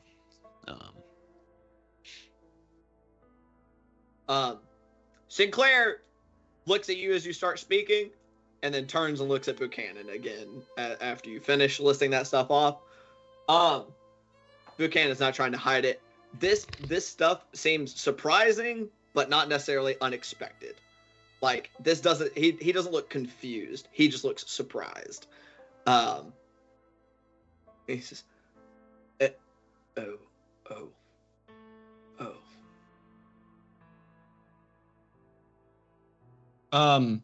DM, could I roll an insight check to see if this guy knows what this is? You can certainly try. That thing is? Clyde just asks. Well, let's see the roll first. There's still a zone of truth running in here. Yeah. 19. That's why he's asking. Holy shit. He did get a 15 on the dice, so he did succeed on the saving throw as he walked in the room. Oh, well, Clyde don't know that. What was that insight check? It was 19. 19. And you said you want to know if he knows what it is? Yeah, like was there like recognition, like, oh yes, that thing. I'll say it does seem like he recognizes like the stuff that is being listed off. We'll quickly elaborate on that recognition as Buchanan does. I don't know exactly what it is per se. There was it seemed like old superstition within the keep where I found the formula for making this gem. It seemed like nonsense. I didn't. Oh hell, you made that thing? I didn't. When you say that thing, I created the gem. Yes. You make another one? Mr. Buchanan, it's not a superstition. And I will say that the only thing that actually did any permanent damage is the magic that I possess. You made no mention of a creature to me, Buchanan. Pale. Oh, sir, it's only because I didn't think that there was any truth to it. I thought it was ancient, superstitious. It's just stammering. What was it you said hurt it? Kelly. Can you say that one more time? I'm sorry. What did you say hurt it? Well, so when I used my radiant magic, I was able to stab him, and it seemed to hurt him quite a bit. My compatriots here used their guns, and it did some, but it seemed to repair itself pretty quickly, whereas my dagger kept it hurt, I guess. If you'd appreciate a formal report, sir, I can put it together and provide it to your lieutenant when I come by in the morning. I think that raises an eyebrow, but if you would be so kind. Also. And you compile all of these superstitions that you found regarding this gem and this creature quickly. Might I just add that the reason that we are keen to remove this thing's leg and not have it chase us is that all of us being inside this creature's mind, which we're assuming that was what those nightmares were, it is very motivated so much it hurts kind of situation. I see. It's not, it don't want it, it needs it, I guess you could say. I think I turn to Mr. Buchanan and go, Mr. Buchanan, if there's a way that you can put this gem where the magic is being blocked, I think that that has dampened some of the. The point of the lead box is to prevent magic from leaking out. But if there's something further that needs to be done, Miss Sarabelle had made a bag that we were able to keep it in. That seemed to help. In addition, separate on a separate plane. That's what's required. But I can. He's rubbing his face nervously. I can muster something similar. And Mr. Sinclair, yes, I took copious notes while I was in there studying. I will find everything that I had and get it to you as soon as possible. First thing in the morning. I assure you. Good. And Buchanan turns and flees the room.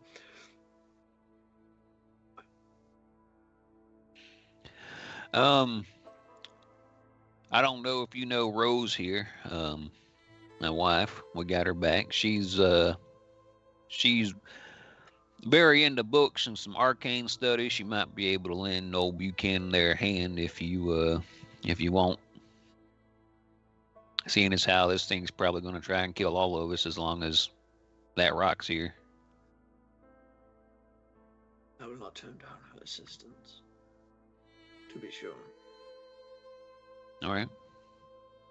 Well, sir, it is quite late, and if we are going to be solving this problem for you with both expedition and efficiency, we should rest up and get to planning. Is there anything else you need for us tonight? I think not. Have a good one, sir.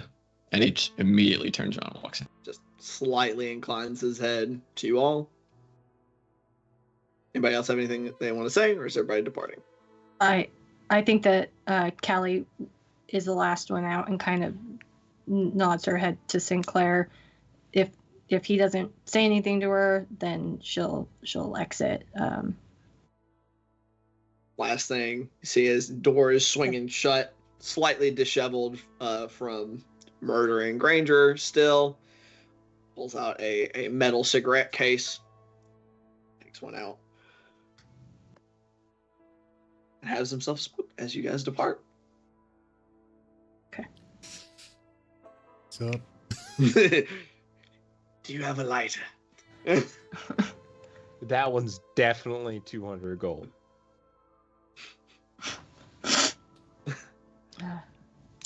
As y'all depart, the last of the boxes are being unloaded.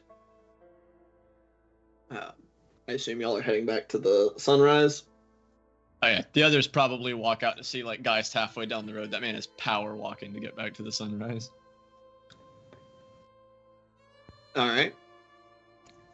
And So- Miss Bell, if you don't believe that you'd be missing my services too much this evening, I would like to adjourn early. Of course, darling. I see it is approaching sunrise in the next hour or so. Billy will be making breakfast, but if you are not inclined to join us, then I'll just let him know to save your plate. You can get it in the kitchen whenever you like, dear. I'll probably be back around noon. Around noon. All right, do take care and take anything you need. Thank you, Miss Bell. Stay hydrated, my dear. It's the desert. Sorry. Is there anything else anybody would like to do tonight? Or is everybody good to take a nap? A little nappy nap? Oh, What time guys- is it oh, for you? Oh, It I'm is sorry. now. No, It's go ahead. closing on probably after that conversation and everything. Probably closing on 5. Did we actually get paid 2,000 gold apiece, or did he just say he's going to give us 2,000? Y'all are going to be given. There's a bank here, Okay. so it is to be distributed to you. A piece? Probably 2,000 apiece. Count. Like you said, Your money, son. it was such a hefty sum as it's partially a down payment to basically get you guys to put a hit out on a marshal of the consortium, which is not a small ask. But So I think. Yeah. Oh, What's sorry. up? No, I was just say, Belle would know that Billy would be up and in the kitchen. Pax would be in the kitchen by 6, Yeah. and Billy would be up. So she'll just, when she walks into the Sunrise, she'll just walk behind the counter, grab a fresh bottle of whiskey, and take it over to. She has like her little space where she kicks up in the corner, and she'll just sit over there and kind of drink and play solitaire, waiting for breakfast to be ready. Alistair will go to, who'd you say was behind the bar? Billy? I probably know them by name, but Billy and Pax are probably the two that are first going to be up because Pax is starting to get the kitchen ready, and then Billy's probably getting up, starting to do an early wipe down, take an inventory of what liquor they've got, seeing if anything needs to get bought at the start of the day. So yeah, Billy be behind the bar, Pax is in the kitchen. with Billy behind the bar, say, Mr. Billy, slide him 2 gold and get whatever. Thank you, sir. I'm joking. Just a little early for it, don't you think? No. My usual, please. The bottle. Thank you. Are you still high? Of As you're going up Yes. to him? There you are, sir. He plinks down a glass and then takes a bottle, does a pour, and sets the bottle back down next to the glass, and continues doing his morning stuff. I'll go sit with Miss Bell and just drink with her. When Callie will have taken Miss Bell and her horse and unsaddled them, and sort of as an act of relief and an act of like she doesn't want to be in front of people, as she like cries silently over this entire situation of like brushing out the two horses that went with us to Picton, and then also restabling the two that we had just taken out, and just sort of reflecting on all that's happened. It's been a lot, and she's tired. That's fair. So we've got sitting and drinking, like playing solitaire / waiting for breakfast. We got sitting and drinking and observing someone play solitaire. We've got crying and brushing horses. Geist is well and truly setting up shop in his room. For sure. So you're like- getting all your gear out. Just... Yeah, he last time he'd kind of tried to operate out of his chest prior to doing it. He's setting up his little gunsmithing station. He is laying out all of his cleaning supplies. He's probably going to take a good 30 minutes. Like, he's been on the road, so he has as much scruff or more than I do right now. So he's, making sure he's shaved, trimmed, haircut, styled, scruffy. pressing the wrinkles out of his various not real outfits, like his various disguises, getting all of his equipment ready, like almost manically. For sure. Hell yeah. Who's that? Clyde will grab a room and set Rita / Rose to get some rest, and then he'll be there in a minute, and then he'll approach Al. Bruh. Al is drinking and watching Miss Bell and writing something in one of his books. Cool. Yeah, he'll just nonchalantly kind of approach you, sit down, maybe across the other side of a table or wherever you're sitting, and just go, "You don't like seeing folks get tortured too much, do you?" I do have an aversion to needless pain. Gave it away. He kind of mulls that over for a little bit, and then just with no real pause asks, "How many people you reckon you killed before?" None. I think I missed most of my shots.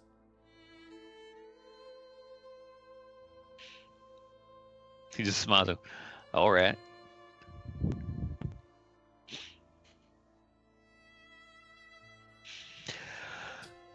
He's gonna reach across to you, and he's Okay. gonna pluck out one of your whiskers. Ow. Indeed. Oh.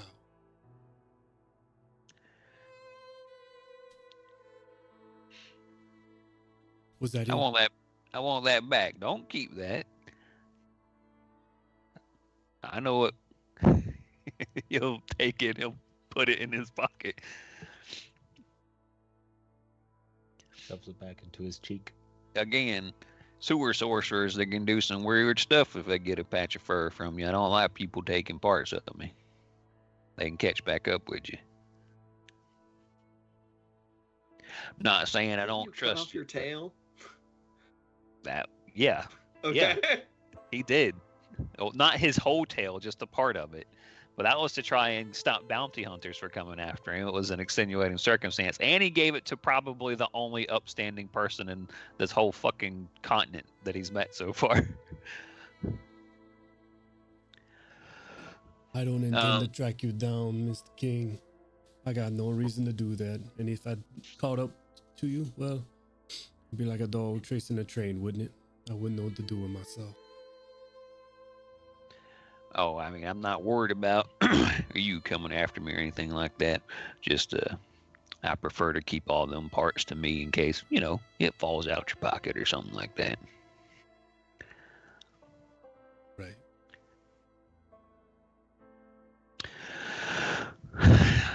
I'm probably going to need a room for an extended amount of time. I don't know if you have long stay policies or anything like that. Absolutely, my dear sir. Please choose a room. The ones with the green circle beside them are the ones that are vacant and ready for persons. Take the one, whatever you'd like. Our dear Pax will be serving breakfast in a few hours. Y'all are welcome to join us. Join the rest of the family in the kitchen if you like. All right. So it seems like old Sinclair's giving us some gold and said, hey, go and spend it in this town that I pretty much own. And seems kind of like he's paying us for us to turn right back around and give the money back to him, just so we can have some extra shit to go do work for him. Definitely seems like he's getting the better end of all this. So I don't know. Maybe we need to figure out a way into invest in ourselves a little bit. That would be good. I don't know. Do you recall hearing about things called like the company town or what have you back in the old countries? Crystal Grid is very much like that. It's what you pay Nope. for peace and safety. Well, to be honest, I'm more of a city cat. So, no, I don't know much about those kinds of towns. Mhm. They are very, as you said, very closed. The only person that seems to benefit is the person that owns the town, owns the business, owns the mill or the fields. Everyone else, like you said, as you observed, they are paid to pay back. So what don't Sinclair own? He doesn't own Sunrise, right? Not technically. I don't know if the sunrise. he provides our environment, while Callie her services are invaluable without the support we receive from Mr. Sinclair, and also the business that he sends our way when it comes into town. I do not know that we would survive. Oh, I do know we would not survive. The Sunrise would not exist. I mean, town's got to have an inn, right? I mean, kind of needs you too. Not necessarily. The Black I feel Diamond quite right sure around the that- corner. Right. Who owns the Black Diamond? Miss Ada Jenkins. That is. Yes. Well, okay, Miss Ada Jenkins' name on it. Sinclair own Ada Jenkins? Of course. It's in this town, I would assume Desmond Sinclair owns it. That's the benefits of a monopoly, Mr. King. If you're looking for something that Sinclair doesn't own, we may need to take a trip outside of Crystal Grid. I'm not saying I'm trying to start a coup or nothing. I just want something that'll stay yours. That's all. Absolutely. Have And I some think that is. Oh, I'm sorry. Go ahead, Mr. King. I didn't mean to interrupt you. have something that's lasting. That's all I'm saying. I think that is one of the things that has allowed Mr. Sinclair to become such an institution in Crystal Grid, is that Mr. Sinclair's name is not on the Sunrise or the Black Diamond per se, but Mr. Sinclair is what allows all of us to exist and persist. He sends our business. He keeps violence down in the town, and it makes it much more difficult for people to be interested in doing things differently, if that makes sense. Oh, no, I understand. All right. What do you get, though, Mr. King? What would you like to see happen? I mean, I just don't want I'd rather not have someone be entirely beholden, everything they own to another person if they could help it. It's the way of the West. Way of the East, too. Just a little bit more messy, closer together.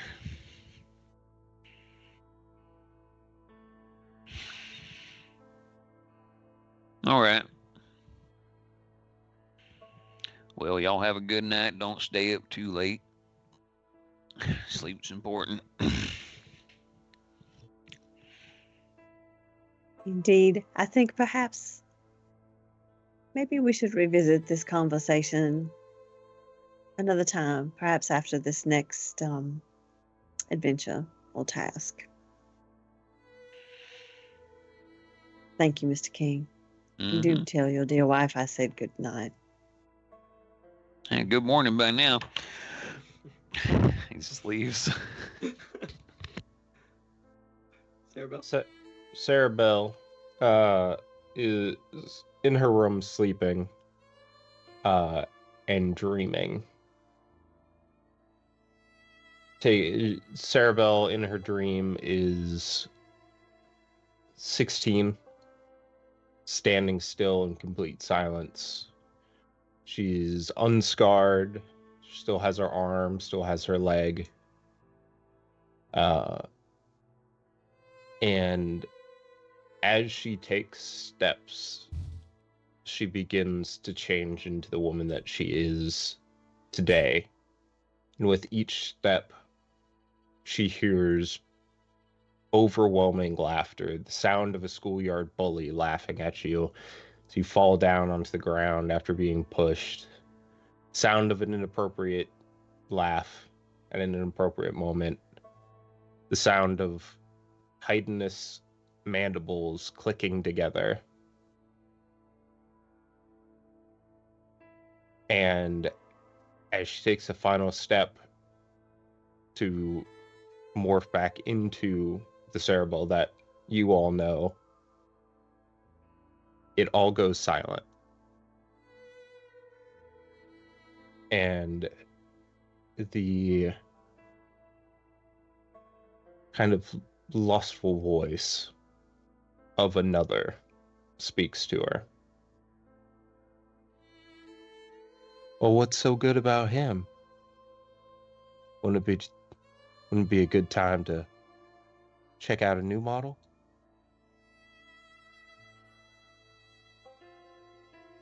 And out of the darkness, a purple gloved hand reaches forward to Sarah Bell.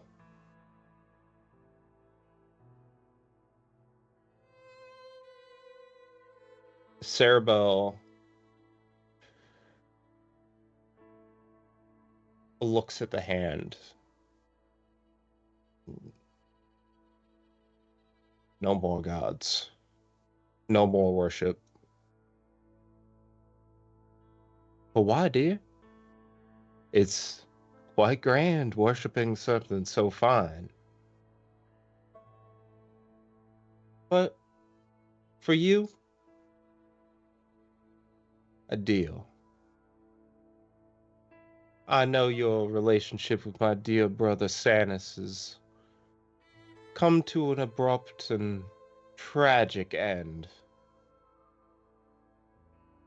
But I need people to agitate him.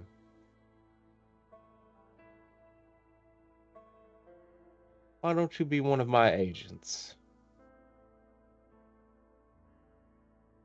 I can give you that power that he had given you, albeit a bit different.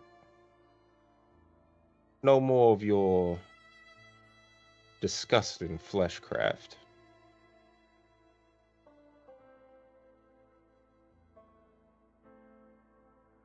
Sarah Bell knowing that Stannis's agents are coming, and that they won't stop until she's dead or they are. And that she, for once, has friends who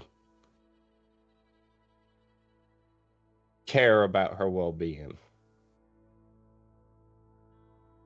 Takes the hand of the mysterious woman in her dreams, and in her room,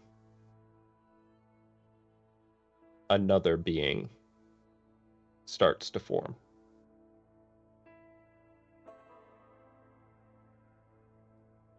That sounds like a wonderful time for us to go ahead and take a quick break. As all of our folks, I was gonna say everybody sleeps, but like only like 2 people are sleeping. Like everybody else is doing I'll shit. go to bed eventually. Yeah, Geist would have gone to bed. He Yeah. was full of energy, antsy before bed. You gotta have your nightcap at The whole bottle. at 6 in the morning. Oh, I put the bottle in my flask. I keep the bottle okay. near me. Okay, all right. Anyway, we're gonna go on a quick break. Refresh drinks, bio, general. Encourage you to do the same. But leave your computer, leave that screen, leave the Twitch, leave the URL alone. Leave it right there. Leave it open. Don't put it to sleep. Because we'll be right back. Bye for now. And welcome back, everybody. I was Howdy. slouching. I apologize for my poor posture. But welcome back to this here. Yeah, howdy. There you go. Howdy, partners. Howdy, y'all. This here's second half of our Whispers in the Dust session for this day of this week, which is Wednesday. First half of the session. Don't laugh at me. I'll laugh at you. You do. No. I'm just returning the favor. I am never slanderous. Anyway, on the first half of the session, if you weren't here, which if you weren't, I'm gonna give you a breakdown, but you should still go back and watch the first half at some point, because yeah. But anyway, the breakdown, the quick and dirty of it. Our party returned to Crystal Grit, to the mining town ran by, or owned, I don't know where to put my air quotes here, ran by the mayor, Desmond Sinclair, with the goods that he had requested that they recover, as well as one kidnapping successfully accomplished. Doing a bit of scouting around, just in case he wasn't on the up and up, or at least, less on the up and up than they already knew. They then went and they had a meeting with him. They told him, we got all your shit, dude. Specifically, this special gem that you wanted that is super luring a monster. And we got the guy. Boom. Sinclair was happy. He told them that they were each going to get 2,000 gold pieces, which I determined, y'all got some checks that you can go cash at the Crystal Grit Bank for your money.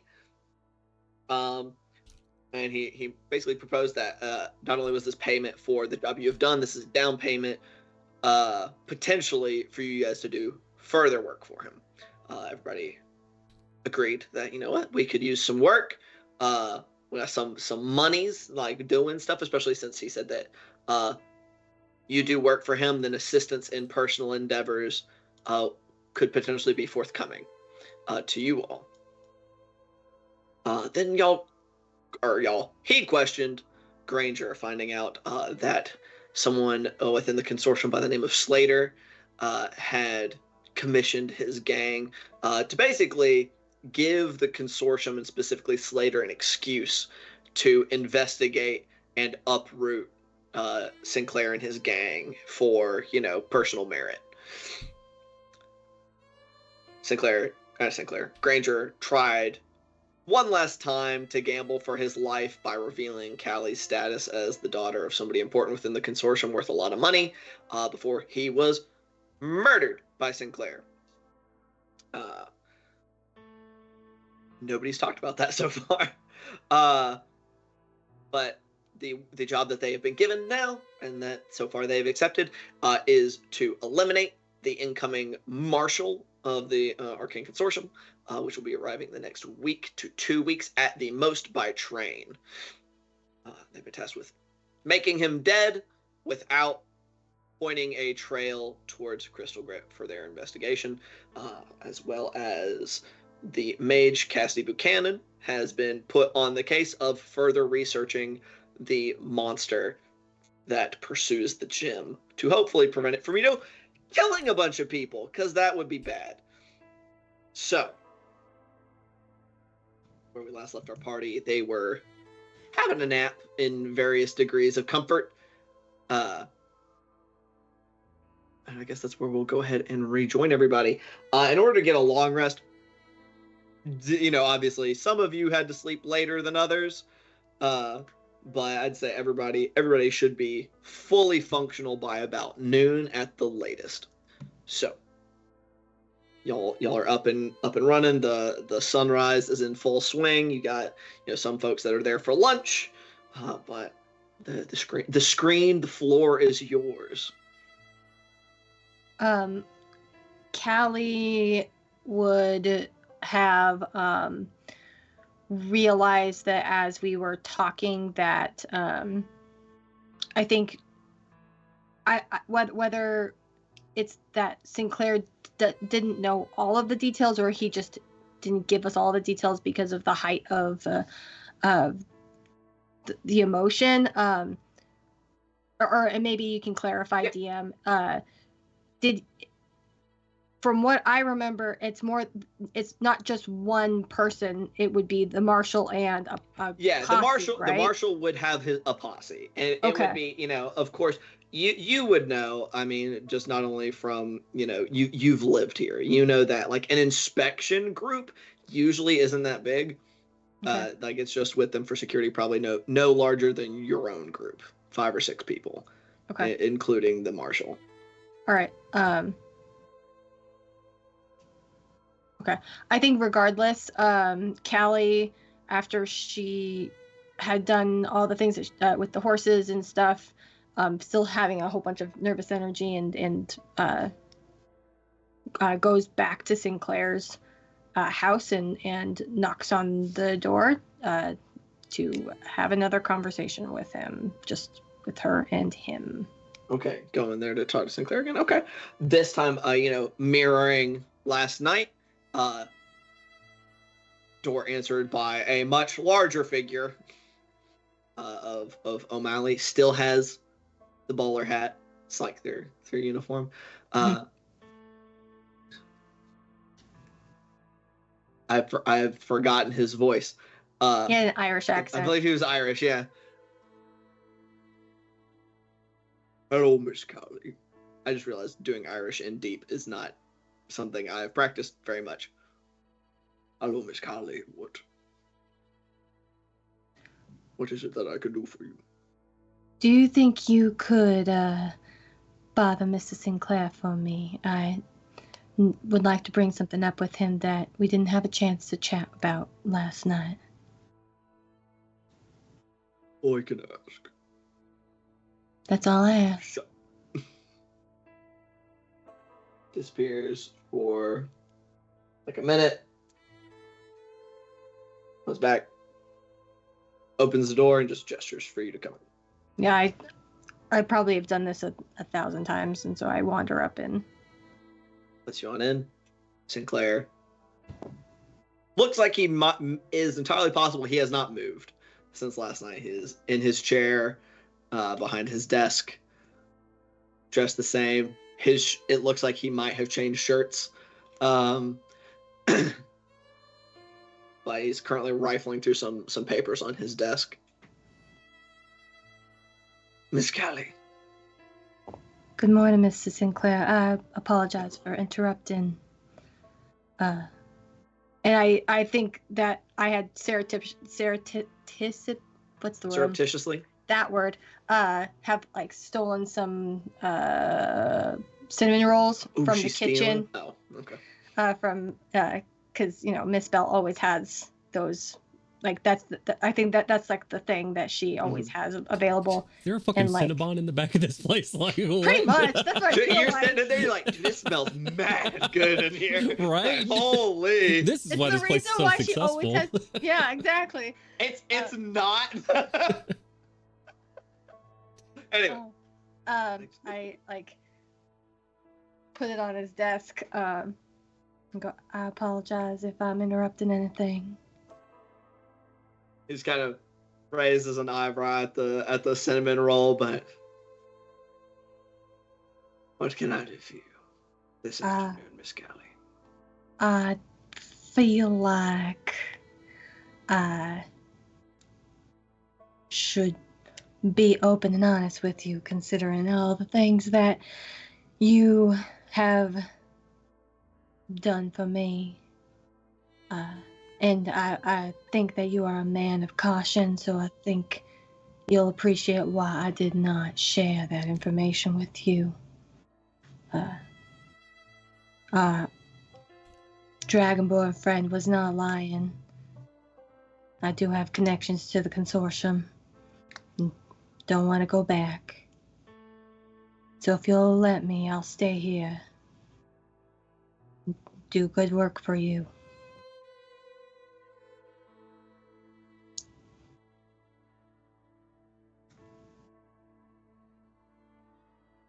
I have one question for you, Miss Callie.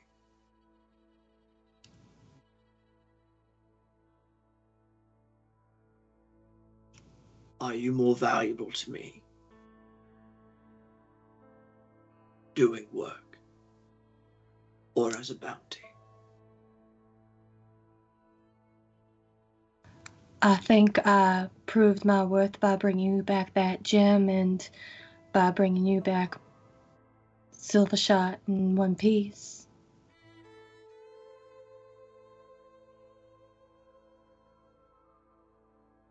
Sits up and leans forward and puts his elbows on his desk.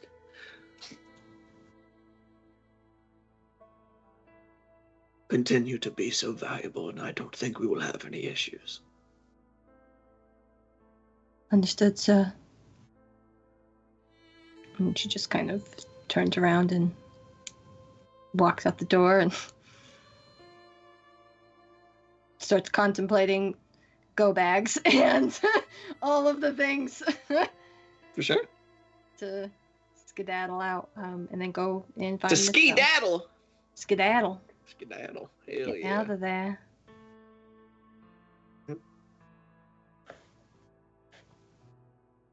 Exit. So, what are y'all doing? Y'all have been told y'all need to kill the fuck out of one of the more important members of the government on this continent. Sounds good. Is this guy super up and coming, or is he like literally fresh on the shore? Like, would Callie have met this guy and know the No. like what? Okay. The name Slater does not Okay. ring any bells for you. So they're really good or really bad. If I can't find Callie that morning, I guess the first thing Alice will do after taking a bath and getting all of his clothes washed and all of the amenities he's gone without for the past week and a fucking half. Oh man, so he stinks. Oh dear No. God. You guys wrong. are nasty. You guys weren't taking a bath every day out there? I was. Yeah. A bath in what? Hey, just look yourself. I as literally stopped idiots. on the side of the road. Like there was a pond. I took a bath in Oh, with the that's soap, the pound block of soap that I, I remember. have. That's right. He's got like a salt lick size. Alex, I will say that that was probably like early afternoon, so Callie has been around the sunrise. So if you wanted to grab her for conversation, she was around. Alistair was drinking into the early morning with Miss Bell, as well as he just sleeps because he likes to do so. So like whenever you get up or whenever you're gone, I'll go around and I don't know if you like what you want me to roll for this, but asking like, see if we get a map of the train between here and the train station, and then getting any sort of information that I can about like typical consortium, like, do they typically travel with people or in first class or business class? Are they going to be like, is this train going to be loaded down with a ton of people that aren't with a consortium, or do they have their own little private 2-car train or something? Right. Yeah. That's Go what I ahead. do. Roll. That'd be like an investigation check. I mean, All right. and considering the nature of it that you're asking people, I'd say you could make an investigation with charisma. Okay, does that change it for me? Investigation with the Riz. Should. Adds 2 to it, so I'll do this with a plus. Oof, that was on a 16, but it rolled to a 3. I'll use one of my d6s. Okay. For 3, 6, plus 9 is 15. 15 is pretty solid. So with that, you're looking for a map of the terrain kind of between here and the train station, and then information kind of about the traveling arrangements, you said? Yeah, terrain from here in the train station, and then typical travel arrangements. I assume nobody's going to have an idea about this specific one. Right. The map, I will say that's definitely that's relatively easy to find, because it's one of the more well-traveled routes of getting to the train, because that train goes directly to the only like actual cities on the continent, on the coast. So that's easy enough to get with 15. With 15 as well, like I had said to Callie, like the inspection marshals, like if they're just coming to check and make sure that the town is on the up and up and take a look around, make sure they don't see anything shady. The groups are generally around 5 to 6 people, including the marshal. And unless they expect to be traveling like through either extremely dangerous territory or like fairly like on the farthest out places, if they think they're having to spend a lot of time off train, like a max of 10. Okay. With a 15, I mean, I'll say with a 15, you don't know if you're not able to find out if they get their own car. They do ride on a regular train though. So you don't know if they get a special car on that train or not, but they are just on a train. Gotcha. Okay. That's what I'm doing. Geist is going to be first getting a bright early, dressed to the nines, the crispiest he's had the opportunity to look since this campaign has begun. And he is going to deliver that report to not Homie himself, but one of his lieutenants. If you bring something to the door, it would get answered at this hour by O'Malley, who takes it. Mr. O'Malley, I was charged with providing this report on details of the creature that we encountered. Has all accounts of our conflicts and anything I was able to perceive about it. Grunts at you. Takes it. Before I depart,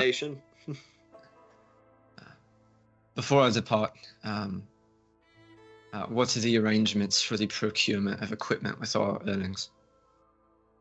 I'm sorry, my eyes just got really dry all of a sudden, and woo! Good gracious. That makes that very hard to focus. Good gracious. When he's not otherwise occupied with the researches that Mr. Sinclair has set him upon, who can acquire with Mr. Buchanan for things of magical nature. And, goddammit, Caldwell at the general store for those of the more mundane variety. Understood. And where could Mr. Buchanan be located? I'm aware where the general store is located. He gives you, he like points down one of the streets and is like, look for the slightly nicer house on like down this street. Gives you like a fucking mailbox number or whatever, effectively. Very well. Good day, sir. And he is going to first check on Mr. Buchanan to see what kind of timetable on acquiring goods, like how long is it going to take you to finish this so that we can be available of your services. And 2, he wants to get 2 maps. He wants to get 1, a big region map, and 2, he wants to get 1 of a closer map of the area surrounding the train station. All right.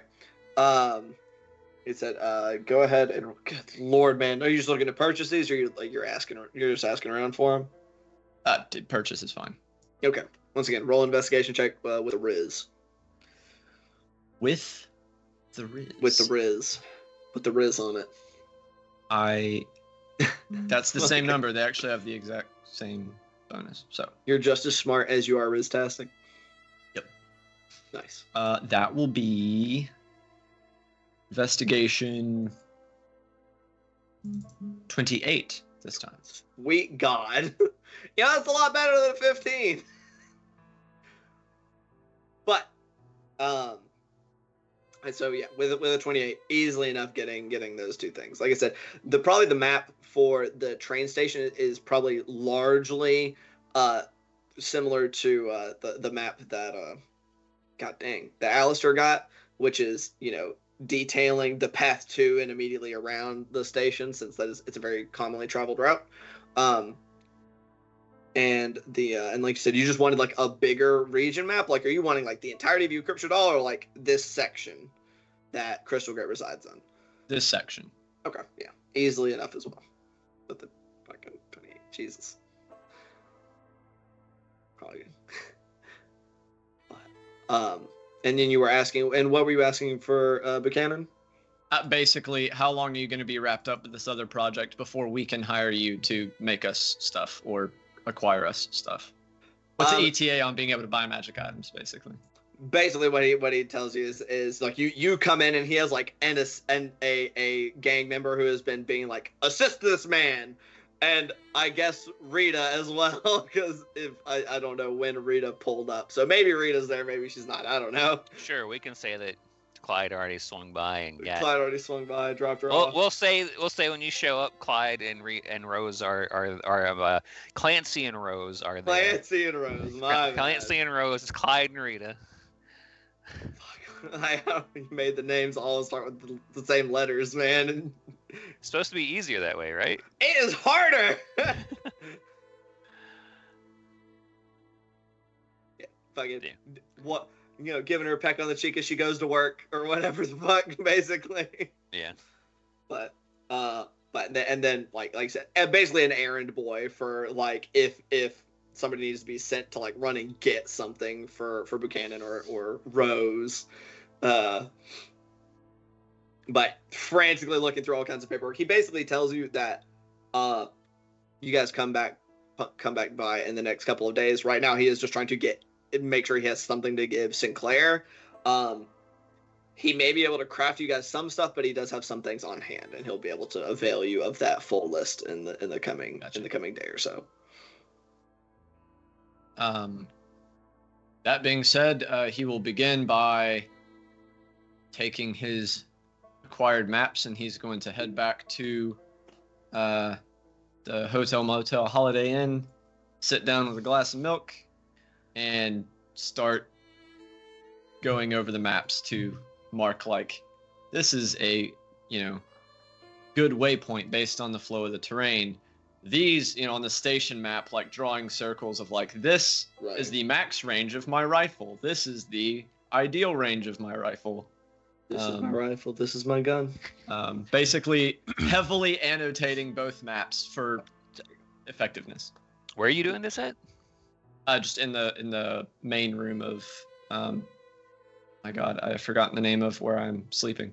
Okay, quick question: does anybody remember which is crafting magic items in the player's handbook or in Xanathar's? Xanathar's, I believe. Xanathar's. It's in Xanathar's. Okay, here we go. Yeah. Cool beans. I realized that I was like, yeah, you guys can probably commission some like, stuff if you've got enough time. And like, I was like, I actually don't know how long it takes. So it's like 20 minutes per 500 gold or something like that. If you want us to be able to craft anything beyond a common magic item within this campaign, you're probably going to have to make adjustments. It's ridiculously long periods of time. Is it really? Yeah, it's like weeks. It's like a week for a I see common or buying non-common. or magic something. items. Y'all continue. I'm sorry. It's not relevant right this moment, which I specifically put you off for that reason. Yeah, if I come back with the professor and see that he's like drawing up plans and stuff, what exactly does it seem like your plan is from what you're doing? From a silent Clyde watching you doodle. At this juncture, it's probably not that there is a particular plan. He's basically evaluating and making note of anything that could even vaguely be used as tactical information. So like marking out ranges, marking out sections of cover, like different waypoints, ambush, like potential ideal ambush points along the road. Different approaches towards the train station area, just everything. Do we know how often trains come through that station and how often a train comes through from the location that we believe this marshal will be coming from? Is it potentially possible for us to catch a train, go back to where that person's coming from, and kill them before they actually arrive to the train station? The train station, that you would know that, I mean, where it's going to be coming, where he's going to be coming from, or where the marshal's going to be coming from, is Right. going to be from one of the two cities, which I'm blanking on my own city names, but one of the two coastal cities. Okay. Themselves. So it's one or the other. We don't know which one for sure. You don't know for sure off of the top of your, but like, I'd say where y'all, we said y'all are kind of, that Yukrim Shadal is kind of in the southwestern ballpark of the city. I'm gonna double check and see if I determined which fucking city was south and which one was north. I'm just gonna go from left to right, up to down. So you know that that probably to get to that specific stop, that they would probably be coming from New Dertine. So even if the marshal, that for some reason they decided to transport somebody from Villeport to New Dertine and then to you guys, that they would be coming from New Dertine, period. That'd be the origin of leaving the city. So logistically, if we traveled there, would it be? Do you think it would be possible for us to be at New Dertine and observe these marshals getting onto a train? Or you get what I'm saying? Yeah, like, I mean, that's what I was gonna say. I was like, I mean, you had to have passed through these port cities, right, to, on your way in. Probably making a hit on a marshal while in the city would probably be a bad idea. Yeah, probably has a much higher rate of failure. But I mean, finding them and locating them, like, and kind of like, if you wanted to trail them onto the train, it probably wouldn't be too hard. Well, I mean, they're pretty. What's that I'm looking for? Like, they're pretty visibly obvious and stuff. Right. Well, the concept of asking those questions, would it be you put everyone in basically a box and then you murder them and then you just hop off the train? For sure. I mean, that definitely seems like it could be a feasible option. Okay. You'd have to get there, and the thing is, you would have to make sure. The thing is, you don't know the name of the marshal, so you'd be guessing which. I mean, is it common for marshals to hop on trains to go into that area? I mean, they travel. That's not the last stop on that particular track. Gotcha. Okay. So, and marshals go out to check on, like, the towns relatively regularly. Okay. Like, it's like a at the latest, for probably the ones that are a real pain in the ass, like bi-monthly, that somebody comes out to be like, y'all ain't doing anything you shouldn't, are you? Like, right. The consortium does their best to keep a very firm hold on the con. Okay. Cool. So you'd probably I'm not saying it's impossible, but you'd have to do a little more research. Like, you'd have to see if you'd have to snoop around and see if you could be like, okay, this is the one assigned coming out to Crystal Grit. Right. Okay. Or you could gamble. Entirely up to you.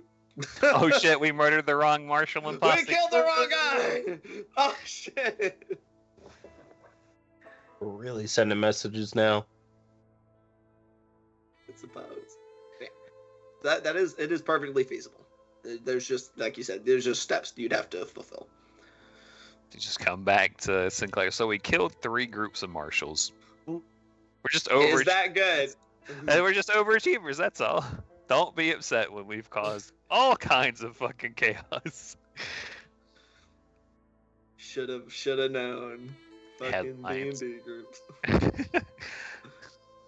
Crypt it all in full revolution as the consortium agents get murdered left, right, and center. Sarabelle will wake up from her nap, from her wonderful, wonderful dream, Nice.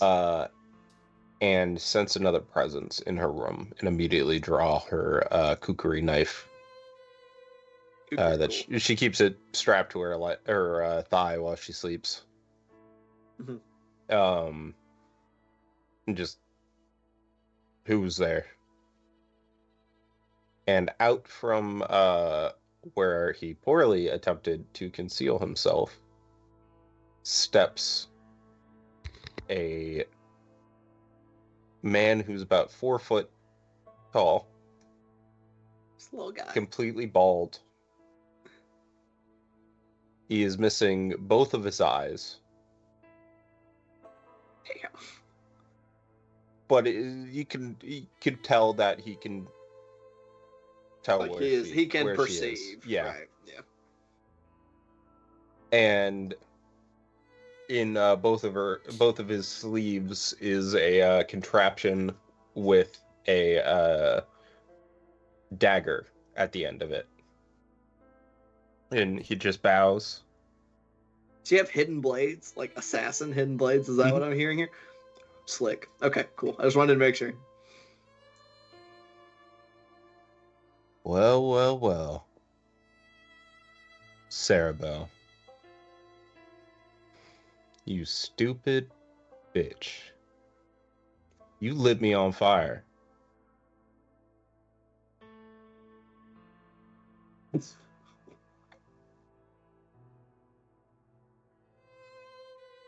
He was lucky that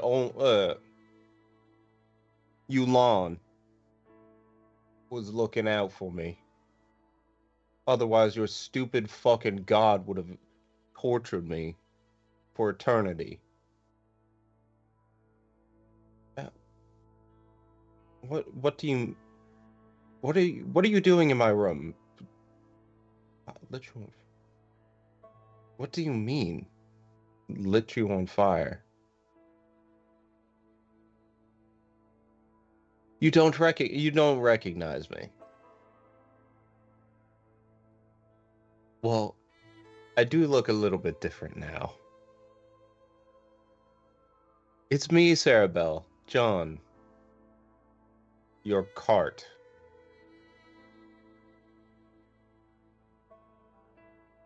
Yulon has sent me to make sure that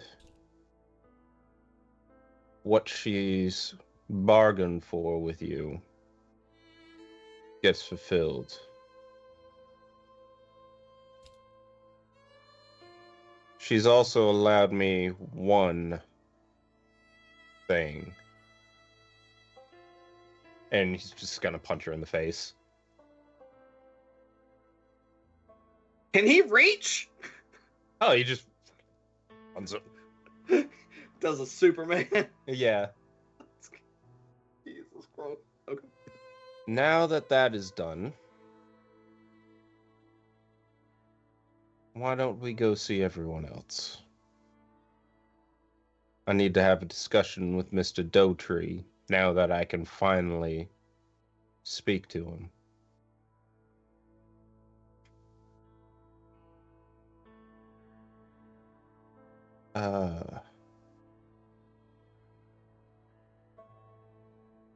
Is this the same deal as before? You do what I say? No, the fuck I do not do what you say. I am here to supervise. Do whatever the fuck I want.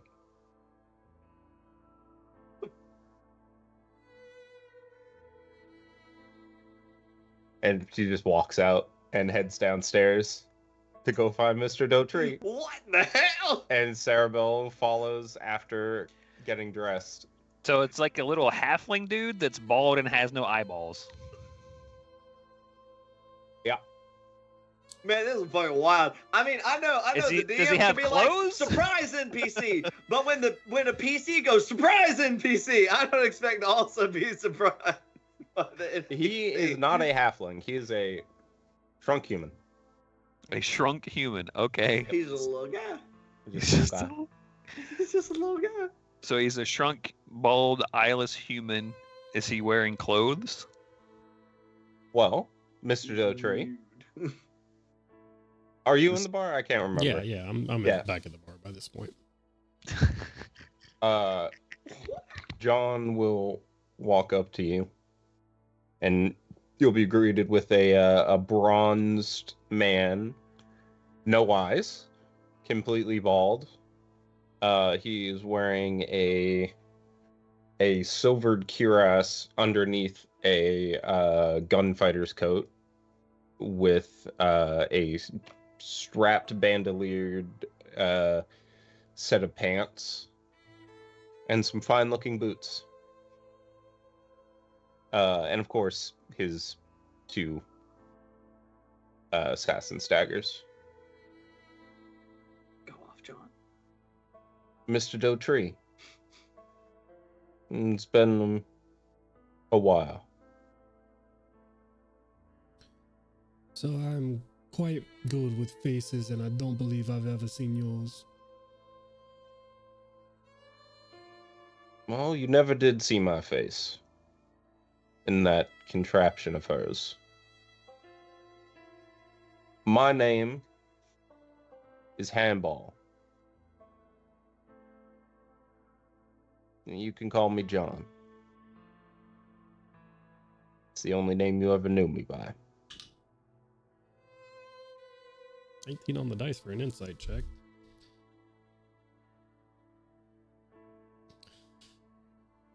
Your name is John Handball. John is just a nickname. A name I did not choose. Ah. You'll have to forgive me while I am normally better equipped to handle surprises. I find myself at a loss for words for the first time in a while now. You are John. Is Cerebel with him at this point? Cerebel, kind of comes maybe 30 seconds into the conversation. A minute. She gotta get dressed. She was sleeping. As in Cerebel's John. Remade? He just... That is indeed true. Miss Cerebel has found a new benefactor. While the terms of her employment are different than that of the previous,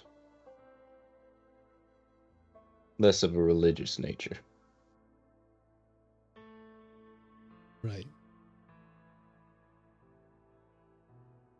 This is taking place in the common room area of the saloon.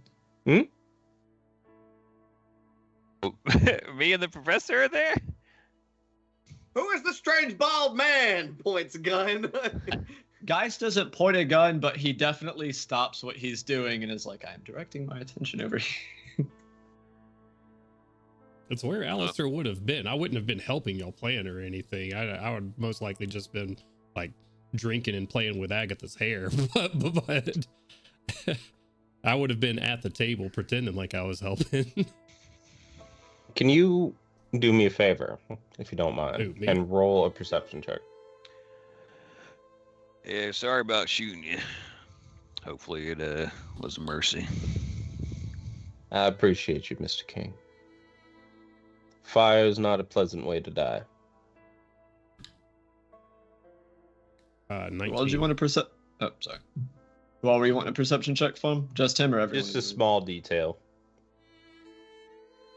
While John does not have eyes in his head, he has a set of eyes that are attached to his hand. Wait, like labyrinth style in Yeah, the that's palm? what I was thinking. Like, Yeah. Yep. Yeah. Okay. Oh, Just shit. one. They're just both on one hand. Mhm. Interesting. so you are here to inform me about Miss Sarah Bell's new benefactor, or you are here for some other cause, John? I'm here to thank you for your kind compassionage in my previous form. I did not think it compassionate. I thought it a friendship. I appreciate that, Miss Dotree. I saw it as the same. Very few people would have offered me friendship in any form. I don't know see why she not. did not. Ah. An unfortunate oversight for sure. Fuck.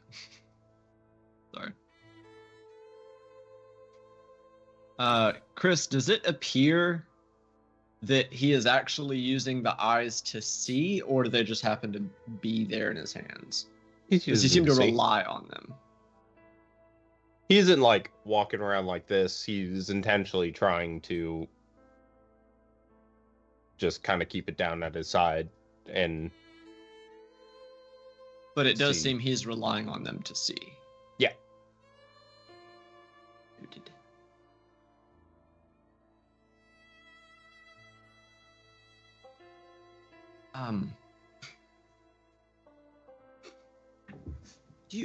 Do you see that? He says to Clyde. Yep. He's-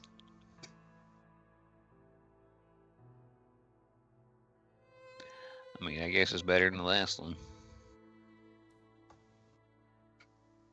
He Maybe. ain't got no eyes at all last time. Gentlemen, he's standing right here. Come on. I figured we were like across the saloon in the corner. With No, all we the are stuff. sitting, we're sitting at a table together.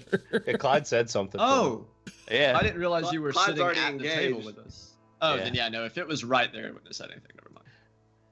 Well, so we got out with Sanus and in with what then?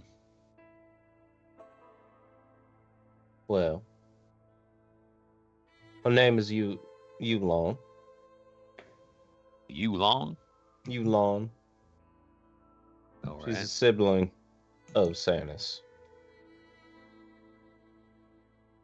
And much like any of you have siblings, she does not get along very well with Sanus. So Does she give him oh, sorry. Fuck me. Oh, it's okay. She takes agents, people who she deems capable of fucking with her brother. So a petty sibling squabble is why you have returned to walk among us? Amongst the most holy of... I don't know what the fuck they are. They aren't gods. Not many are. You say your benefactor doesn't get along with Sanus. Mm-mm. How does she get along with Sarabel? Sees her as a tool, as all of them do. How does could I be allowed to roll an insight check against Sarabel to see how Sarabel's feeling about all this? Sure. Sarah Bell's putting on her drawers. I mean, it's been like 5 minutes. Oh yeah, fair enough. Fair enough. You know, she got the girdles. I imagine she wasn't like lazily going about it. She's probably like, oh shit, where's he going? what the hell? Little 17. assassin dude, what are you doing? Follow this man. You got 22? No, 17. Oh, okay. Shocked. She was not expecting to see John ever again. She assumed he was dead. Dead and gone and buried in ashes with her dear Genevieve. Genevieve's a rabbit, not a deer. Shut up. Emphasis on She's a was. fucking bloodstain at the moment. Yeah. Emphasis on was. She is a little. She is both pissed and kind of concerned. She did not treat John well. So, But I mean, you got this new patron's just going to use you the same as the last one did? That don't seem like much of an upgrade, huh? Geist would have had a response to the tool comment, just while looking at Cerebel. Just as long as this artisan treats his tools well, there'll be no problems. Oh, Yulon. She has no intentions of letting harm come to Cerebel. Unlike Wow. Sanis. She enjoys the things that she can use. She appreciates the fragility of us mere mortals. Excellent news.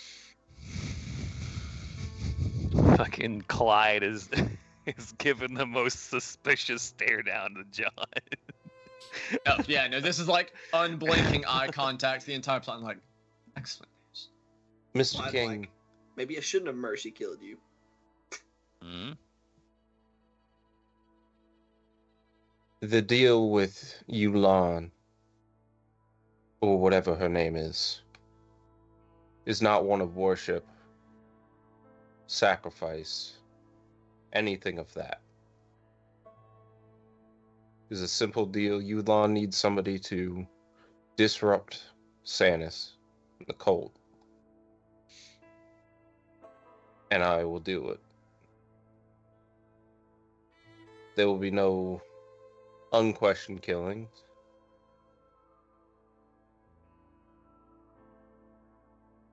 And in return, I cause trouble for the cult. I'm able to live in a dangerous world that we live in and defend myself. John is an annoyance. John just looks at her. So, Santa's coming after you anyways, and so now you got to deal with her sister saying, well, Santa's is coming after you. You should use this power to fuck up Santa's. Is that the gist of it? As John said, it's the squabbles of not gods. Hmm. They should really come up with a word for that. Her children of greater God. beings is popular. It's in vogue. And these siblings don't get along too well, so suffice to say that your presence draws a larger, more pretty, and vibrant target on my friend Cerebel's back, right? Oh, me? Cerebel's fucked herself. She's pissed off the cult. She's pissed off Sanis. She's already had that target on her back. When you all killed her dear bunny rabbit, Aye. you set off a chain of events that fucked her. I'm here to make sure that when that cult comes running, that she keeps her side of the bargain to fuck up the cult. So what you mean to say is if we rush into town to do some kind of errand and Santa's happens to be around the corner, we need to go around the corner rather than complete that errand real quick like. Now, I'm sure John and his benefactor are going to be completely reasonable about this. Ain't that right, John? Of course. Again, Yulon does not want Cerebel in any danger, in any life-ending danger. or anything that will get her incarcerated. But if the time comes and there's opportunity to damage the cult, why would you not want Sarah Bell to take that advantage? Clyde will hop down off the table, and since John and him are kind of equal height, he goes, "Well, that seems mighty fine. High five."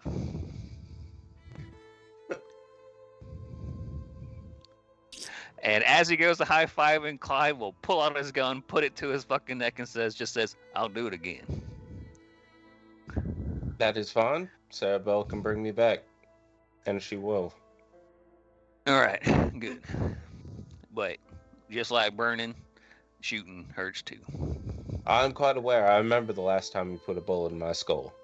Mm. Again, I appreciate it. Don't want it again. Just so we're on the same page. This form is much better than being a cop. I don't know, John. I kind of preferred it when you couldn't talk. That's rude, but funny. Now, John, we have things to do, so. I'll be your ever-present spectre. And he bows. Mm.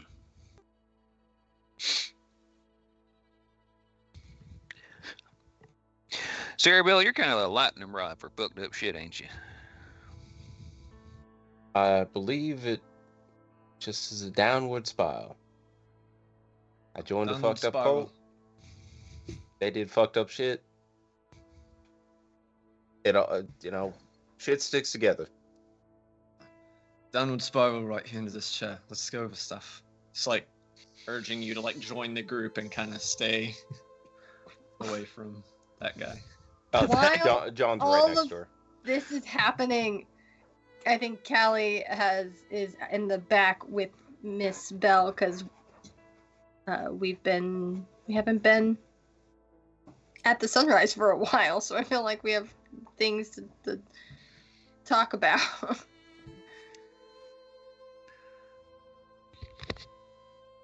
That'd have been like checking in with like the Doves and Billy and kind of just seeing how things have been going and catching up.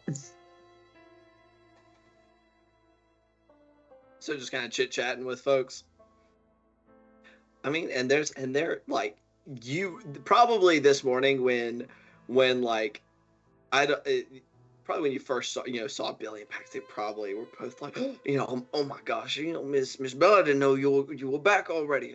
Why are you awake? My goodness, like they probably both fussed over you. Even though you were waiting for him to be ready to cook breakfast, he probably like went ahead and cleaned like one spot in the kitchen just to make sure he could go ahead and make you something. Whatever point once you got up, like all of the all the Doves had been informed, on the few wait staff y'all had all been informed that you and Callie were back. And you probably went through, like, had to go through an entire parade of people coming over and, like, hugging you and being like, oh, were you hurt? And, like, fussing over you over your like, travel wornness. So, and on the whole being given the lowdown of, like, oh, not too much has changed around here. Work's been a little slow. It's no trade caravans coming through, but, nothing bad has happened, such on and so forth. She would have sent Gus off to get a bath with some of the Doves and would have directed Pax to make sure and make an extra special batch of cinnamon rolls to be sent over to the Black Diamond if we haven't had a lot of business. And she would have been in the office tidying stuff up, seeing everybody and all that, checking in with Callie, like, hey, I heard there's not much business, blah, blah, blah. Mm-hmm. So, when Callie had came back from Sinclair the second time, she would have gone in and done the uncharacteristic thing of coming and giving you a hug and just Miss Bell, I'm so tired. Oh, my dear. You were out and about this morning. Is everything all right? Yes, I don't know if I shot myself in the foot preemptively or not, but I gave Mr. Sinclair enough information about me. I didn't give him my name, but I gave him enough. He said that as long as I'm useful working for him, he doesn't really care about that bounty. But you and I both know that the winds of Eucrypt should all change. So I'm just letting you know that I'll have bags packed just in case. Of course, dear. And I think knowing where we stand is a good thing. And now we know what to keep our eyes open for. Have you gotten rest, dear? Make sure and get some rest. And I haven't seen our gentlemen yet today. I've been so busy. They're out in the main parlor talking like a bunch of hens. You know, they say that women talk, but man alive, men can be just as bad. It's true, although it seems like our compatriots do enjoy making a plan. They enjoy planning. She kind of chuckles because she knows how you feel about even the word plan. And she'd be like, I suppose we should, let's grab some food and take it out there and see what they're up to. I realize that we are on, once again, another time crunch. I do say Mr. Sinclair's requests are interfering with our regular day-to-day routine. I'm afraid some of the chores around here are not getting done to my satisfaction.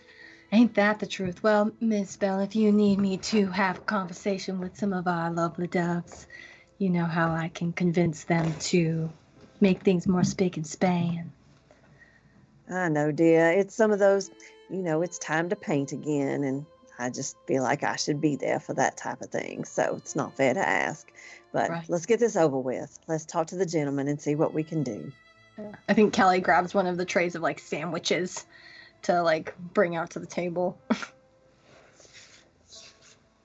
Belle stop and go through the kitchen and grab a tray of glasses with water, probably stop and grab a bottle of whiskey from behind the bar as she's walking out there and just kind of set it down and start handing things out to everybody and say, so, gentlemen, I see you all here. And, Sarah Belle, darling, are you feeling better? And I'm sorry, I don't believe we've been introduced. Oh, you have. This is John, Miss Bell. You remember Indeed, John. Miss Bell. Interesting. John. Indeed. Bell's John. Well, Whichever this you is prefer, quite a different you can look call for you, me sir. John or Handball. What do you prefer, sir? What is your name? Who gave you the name Handball? My mother. All right. Right.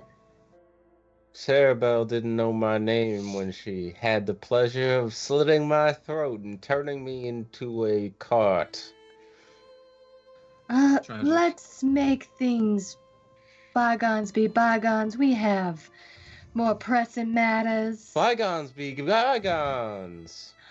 I'm sorry, did you get turned into a cart, miss? No, good sir, but I will say that I have other pressing matters, and I know that you and Miss Sarah Bell will have plenty of time to have conversation about all of the things that have been happening between the two of you. But as you may remember, I have no patience for things, and we have a job.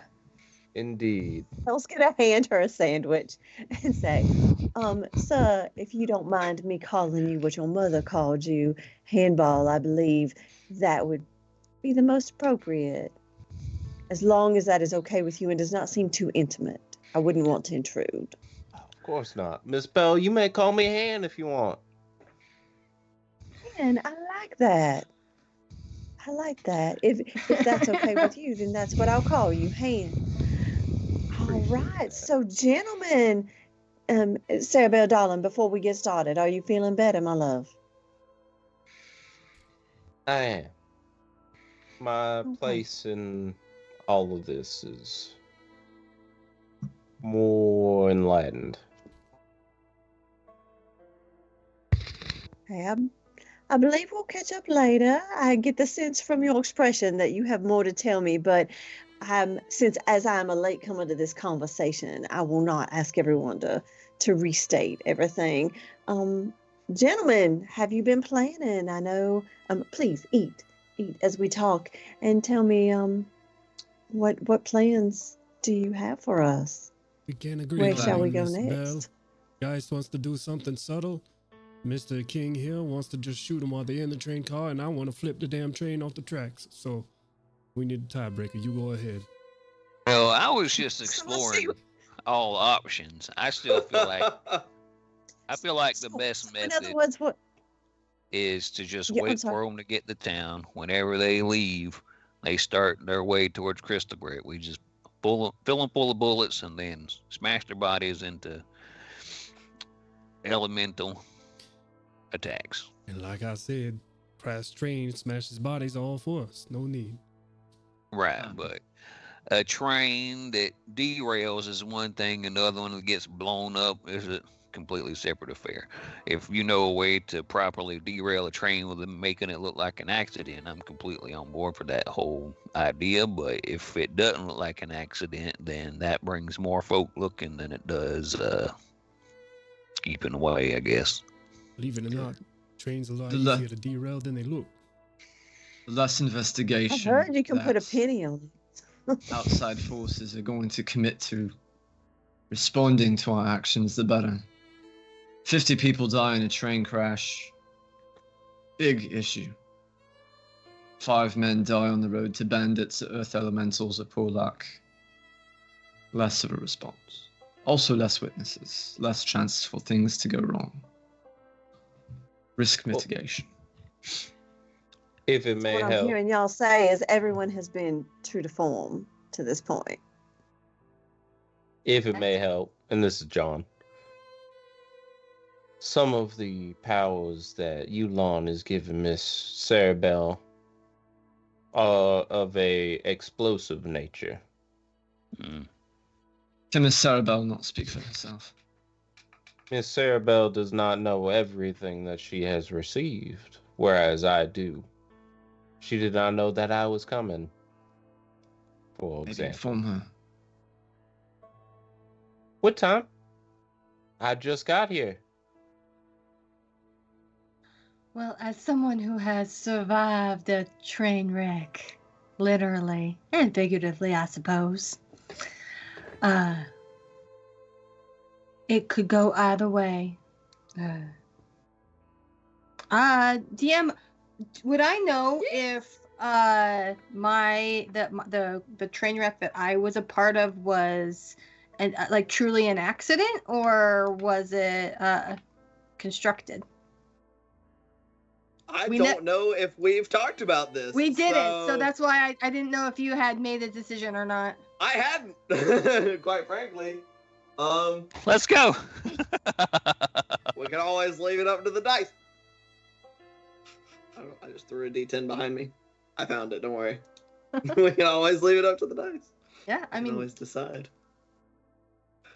I'm gonna be very honest. I'm thinking. I mean, trains derailing probably is not nearly as uncommon of an occurrence as one would think. At least it's more common here than it is in regular trains. Like there are people who are employed whose entire job is to ride on the outside of trains and watch for mostly like supernatural trouble. And by supernatural trouble, I mean fucking earth elementals. right. So I'd say it's easily a 50-50 shot whether it was somebody staging like a robbery of the train or, natural air quotes phenomena. Right. Here, somebody did. They put actually a stack of coppers on the train track. So we'll say, low, natural, high, train robbery. With a 2 on the D100, it was natural. So I think Callie's like, well, frankly, it depending on if whether we blow up the train or have it look like Earth elementals smashed him to bits on the way to Crystal Grit, that would also work in our favor. The one that derailed, or the Earth elemental that derailed my train, did a pretty good job of knocking all of us out. So I am up for either idea.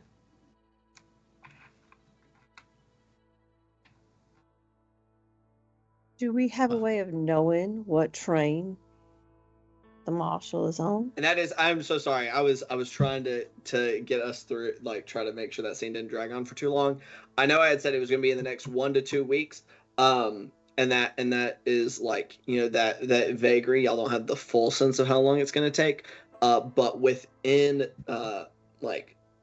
time for y'all to ride to the train station, Sinclair's informants would have been able to communicate with which train exactly they were coming on. So if you guys wait here, he'll be able to tell you this train on this day. That's the one. If you guys go out, you might not necessarily have that exact information, or you might just have to find a way to communicate with him over longer distances.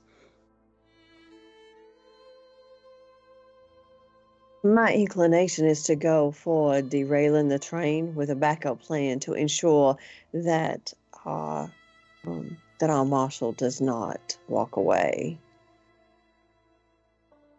I believe if we're going to do that, we're going to have to make sure that no one does.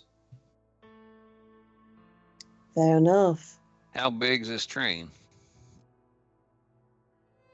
It varies from. Do we know how big the trains usually are? Trains in Ucryptid are not super fuck-ass long like modern trains are. Like, it takes too many people to try to protect them. There's too much, like, that could go wrong. Is there a fucking problem? How long is a fuck ass long? Long. All right. I mean, as someone who has a train, like a rail right next to my house, there are things that, like, it will take like several hours of train cars. So now, granted, passenger trains I don't think are usually that long, but I don't think they're ever that long. That'd be a lot of fucking people. They're on not one that train. long, but I mean, Fucking Amtrak like 3 trains are cars still or pretty. 10? It probably somewhere in in the ballpark of like 5 for the passenger trains that come through, of like 5 cars, because that's long enough to get it's enough cars to get a decent number of people, but it's not so long that they can't protect it. So we're looking at killing 95 people to get the other 5, essentially. I feel like that's probably the most efficient way to do it. Just derail the train car, kill everybody while they're, if not dead and dying, but still in a stupor from being in a train crash. I got one slight aversion to that. I don't think Rose would like it too much if I did that. That is quite the important aversion, Mr. King. Quite an important consideration. Is Rose privy to all of your actions? Of course not. But any good relationship communicates openly and honestly. And, she entrusted me with something I'd like to not mess up too much.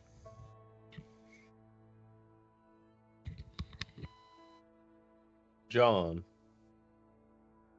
what exactly is Yulon the god of? I just want to make sure that... Jump the conversation. Well, by the way, who am I connected to now? What do they do? I just want to make sure that if we do this, that I'm not stepping on any toes. Well, Yulon is the god of envy, so I don't think she'll care too much either way.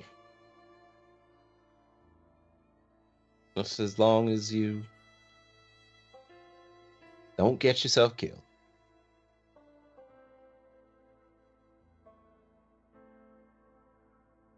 Oh, I'm clear.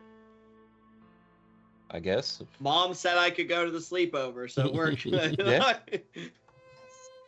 Based on our experiences thus far, I'll be really honest, and I don't think that having just one plan will be sufficient.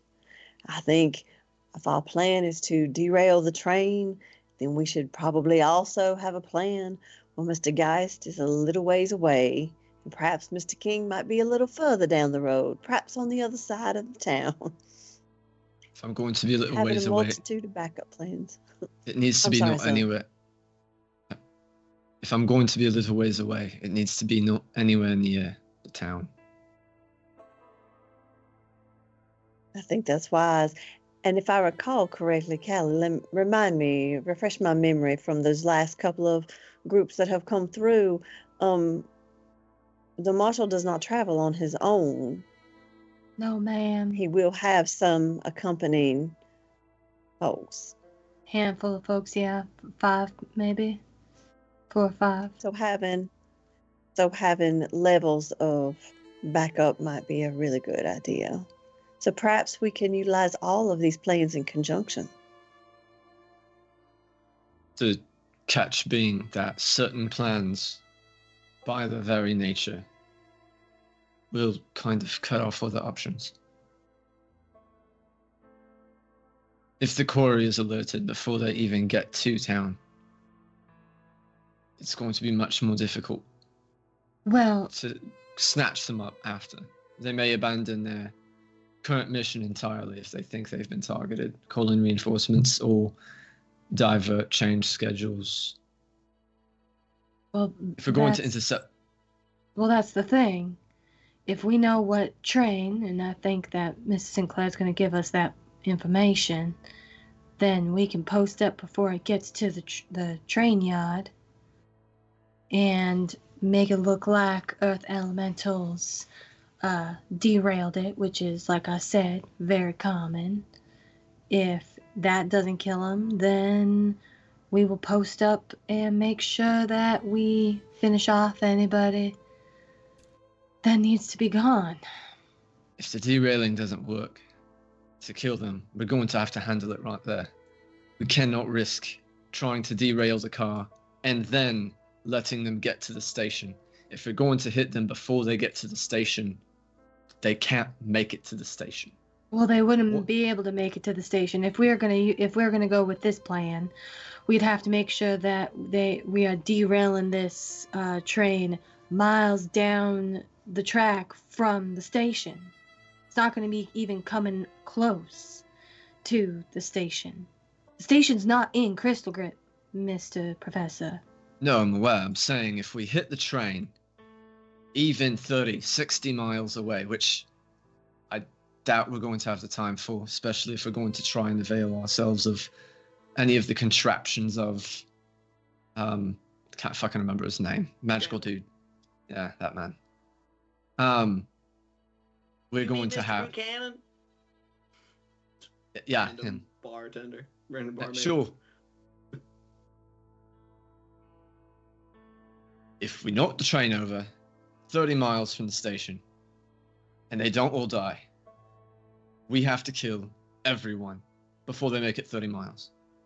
Yeah, well, Mr. Professor, I don't know if you've noticed, but unless you are particularly skilled, most people don't make it 30 miles. I want to point my direction to those sad people that were worshiping the Radiant.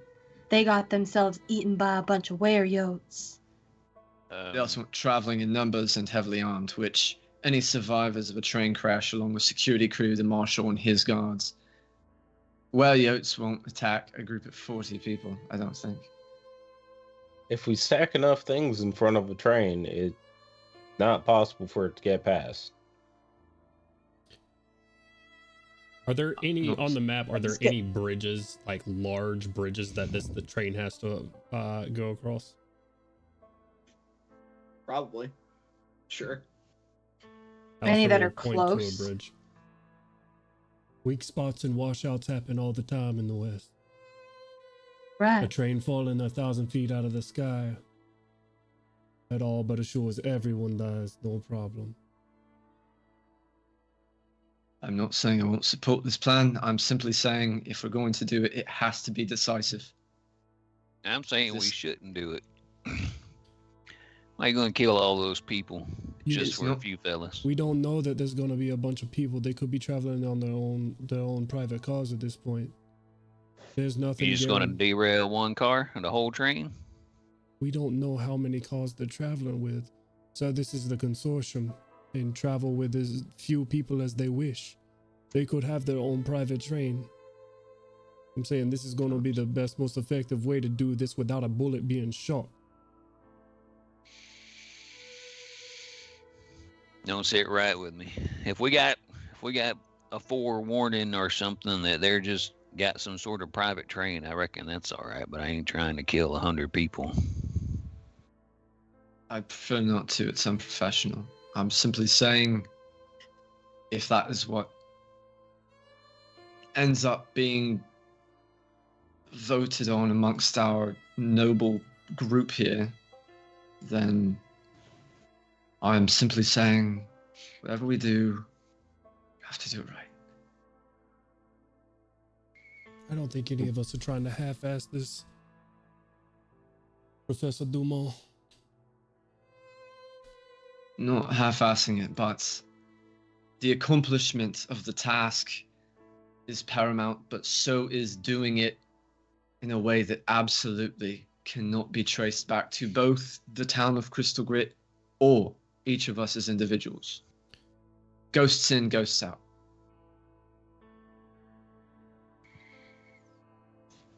That was a lot of words to say to not half-ass it, but yes, I agree with you. Excellent. The few things that I still hold from the cult. I don't kill children and I don't kill the elderly.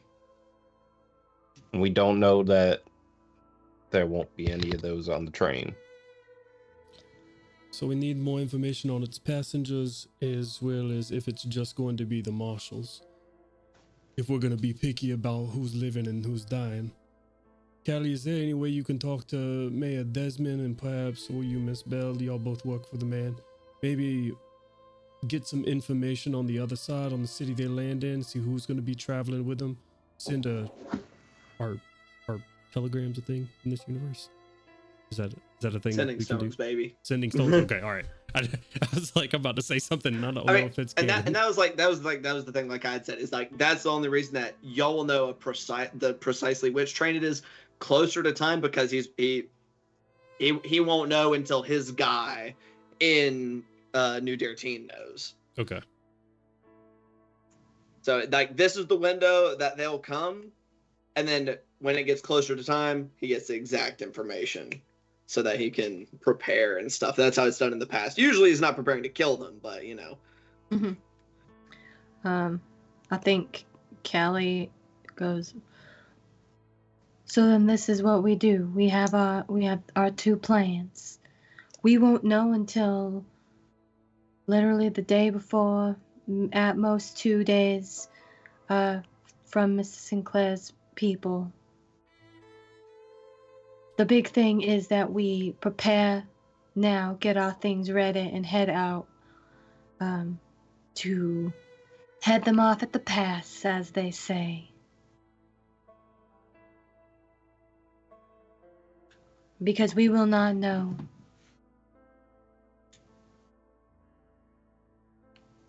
And we'll have to make a decision on the road. Excellent news. I've marked down basically every piece of usable information for either plan, or any plan, honestly. Waypoints, cover, ambush locations, ranges, distances, other notable locations. If I can get a little bit of information from perhaps some locals, I can even mark down territories of where yotes or what have you. Territories.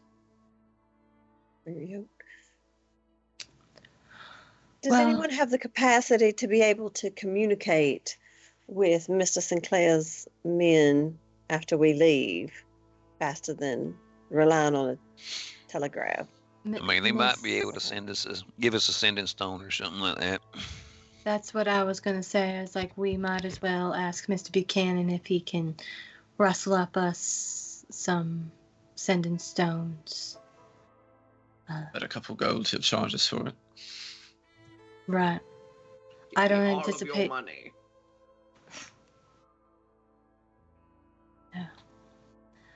Well, if you folks think that we're good, we can talk ourselves blue in the face, but we're not going to make any final decisions, especially with that and with the information that we don't know what's going to happen. Which is why I've been pre-planning.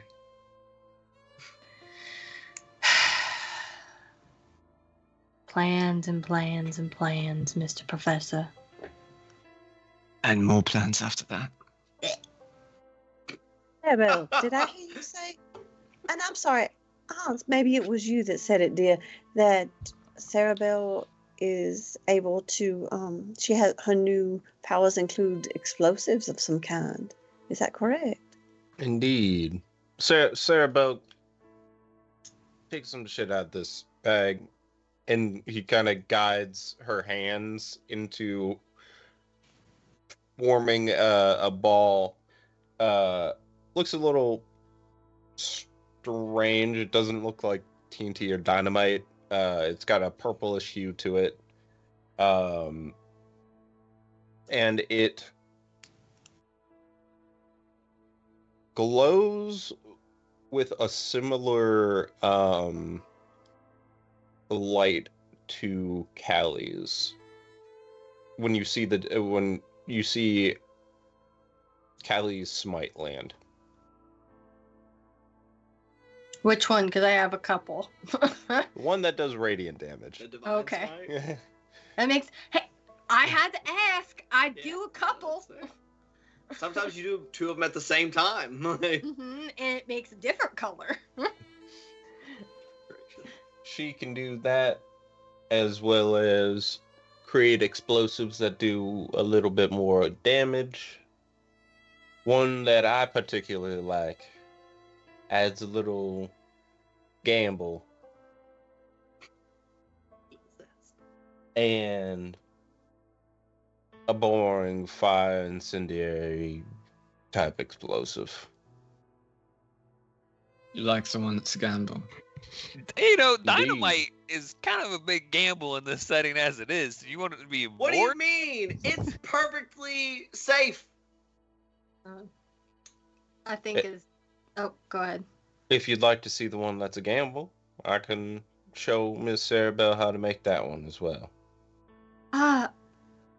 For the sake of Miss Bell's establishment and as the sort of the bouncer here, we do technically have a no weapon policy, and that is my job to enforce.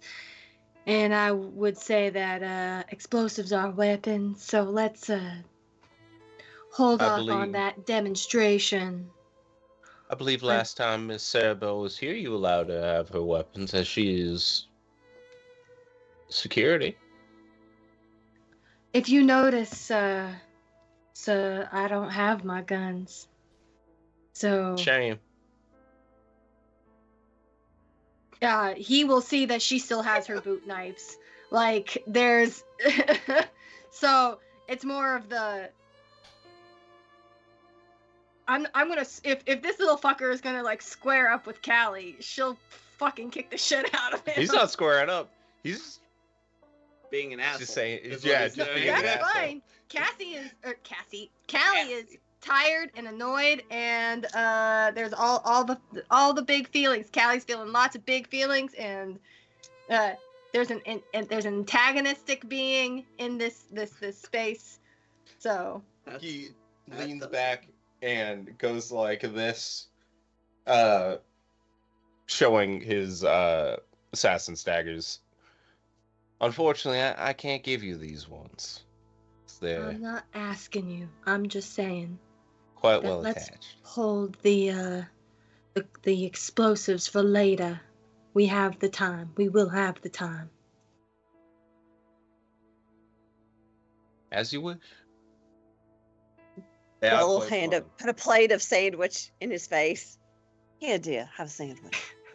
Okay, so it sounds as if our plan is to acquire the things that we would need to implement all of the plans. Cerebel seems to be a walk-in explosive, so that's already set. We can avail ourselves of all the other materials we might need for the other parts of the plan until we can find out if we are going to, well, till we find out who's going to be on the train Additional and make our final explosives. choice. Oh, my apologies, man. No, that's it, dear. Perhaps additional explosives, and at least for the secondary plan, if we intercept them between the station and Crystal Grid, acquisitions should be things that improve personal performance. Well, See Mr. it in the Sinclair sandwich. did say, Mr. Sinclair did say that we could avail ourselves of Mr. Buchanan and the general store. So It will be a day or two. I already spoke to Mr. Buchanan, which is part of why we're going to be on such a short schedule. If we would like to get anything from him, we're going to need to wait for that. that is fine. He said tomorrow. Oh, I thought you said a couple days. My bad. No, tomorrow. He needed today to make sure Sinclair wasn't about to get rid of him. So all that stuff that God just said, that is what I meant to say. Right. More explosives is a good idea. The ones Cerebel can make are quite effective at harming individuals. But she still has skills with explosives. Just keep in mind, if the train's occupied heavily and we don't do that plan, elementals don't generally burn and explode their victims. No, bandits do though. Just run-of-the-mill bandits that want to attack a marshal. That seems kind of fucking dumb, right? If they knew he was a marshal. What the fuck? He's riding 5 or 6 deep with a posse and probably has some sort of notation that he's with the outfits and shit. Oh, sure, but by the time they figured it out, combat had already been joined. They decided to rob or assault the train. Everyone No, got killed. I mean, if they happens upon them from the train station to Crystal Grid. Oh, People get desperate. people get And cocky. do they typically come riding in on horses or like in a stagecoach type setup? I think that probably depends on the marshal. There are probably some that are a little more like the more successful ones, the ones that are a little more, they're feeling themselves a little more, that probably insist on being transported in a coach. But probably the majority would come in like horses. They're more practical. There are probably some who think very highly of themselves. Well, if this man is high-minded and thinking himself, trying to make a name for himself, I know the type within the consortium.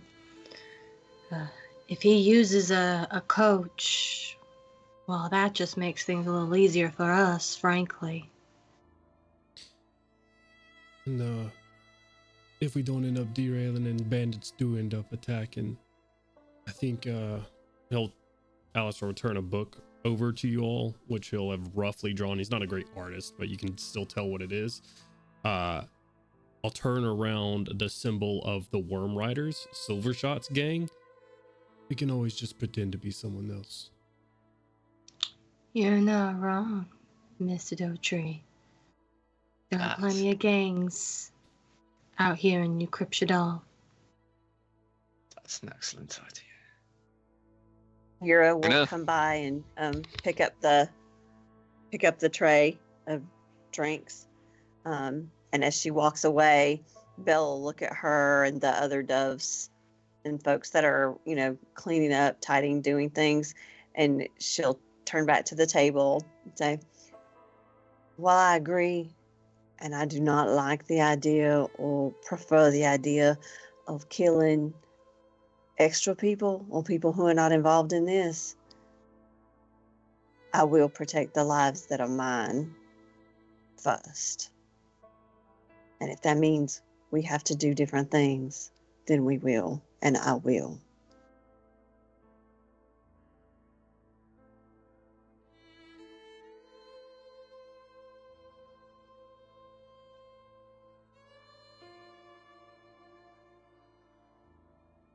There you have it. We'll see where things are as we travel. We'll plan and equip for both possibilities and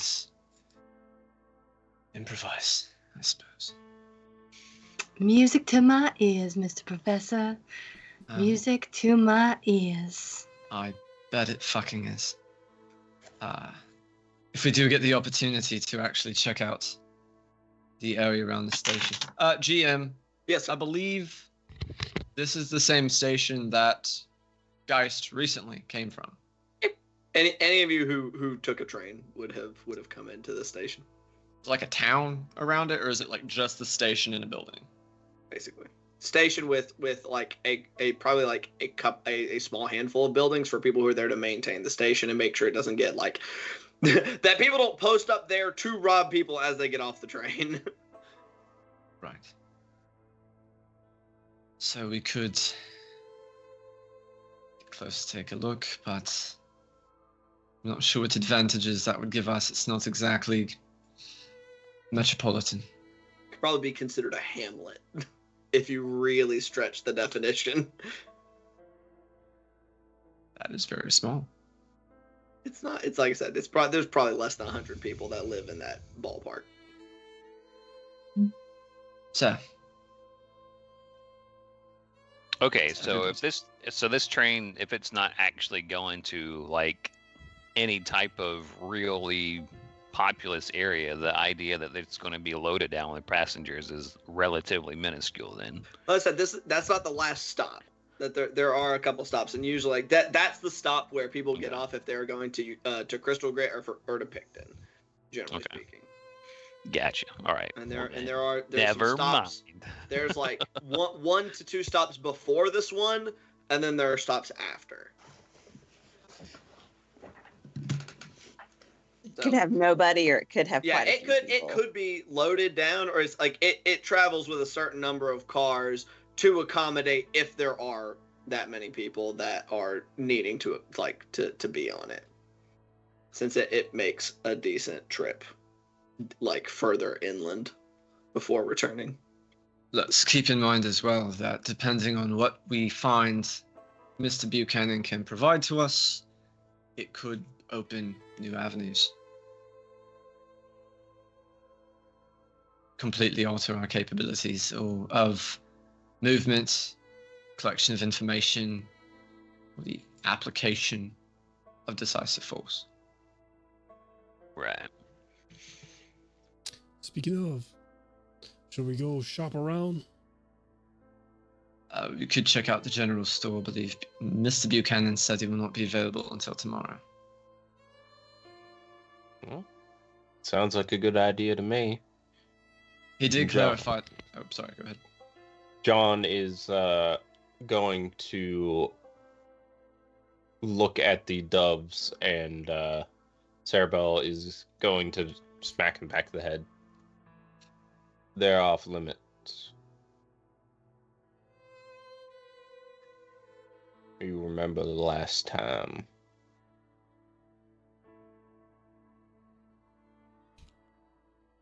Pretty tragic to become a Carter second time, wouldn't it? Indeed. And boy, oh boy, would it be interesting, because you would just have Miss Cerebel, but you'd have me. because we're in Miss Bell's establishment, and I have a job. So behave yourself. Did you? Shit-eating grin.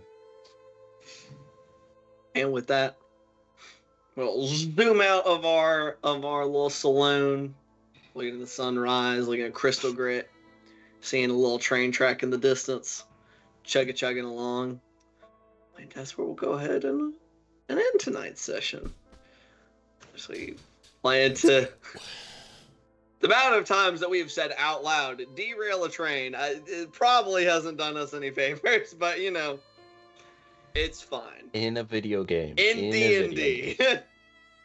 In D&D. But, if you're here with us still, thank you for joining us. I hope you had a good time. I know I did.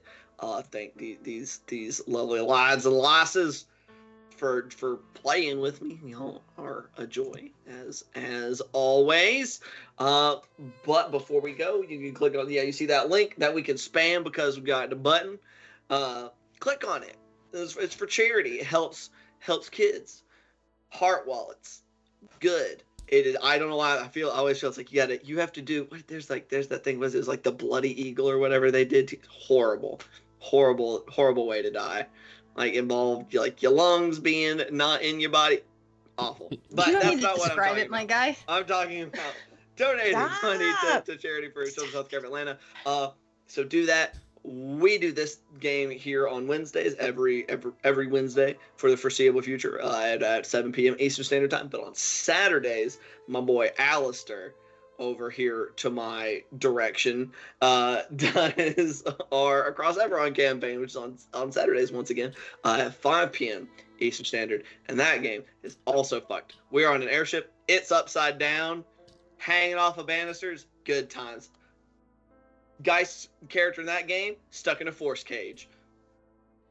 He just gets himself into these pickles, doesn't he? But with that being said, we're gonna raid Legends of Evantris. They do fun TTRPG things. They are absolutely hysterical. So go show them love. And things of that nature.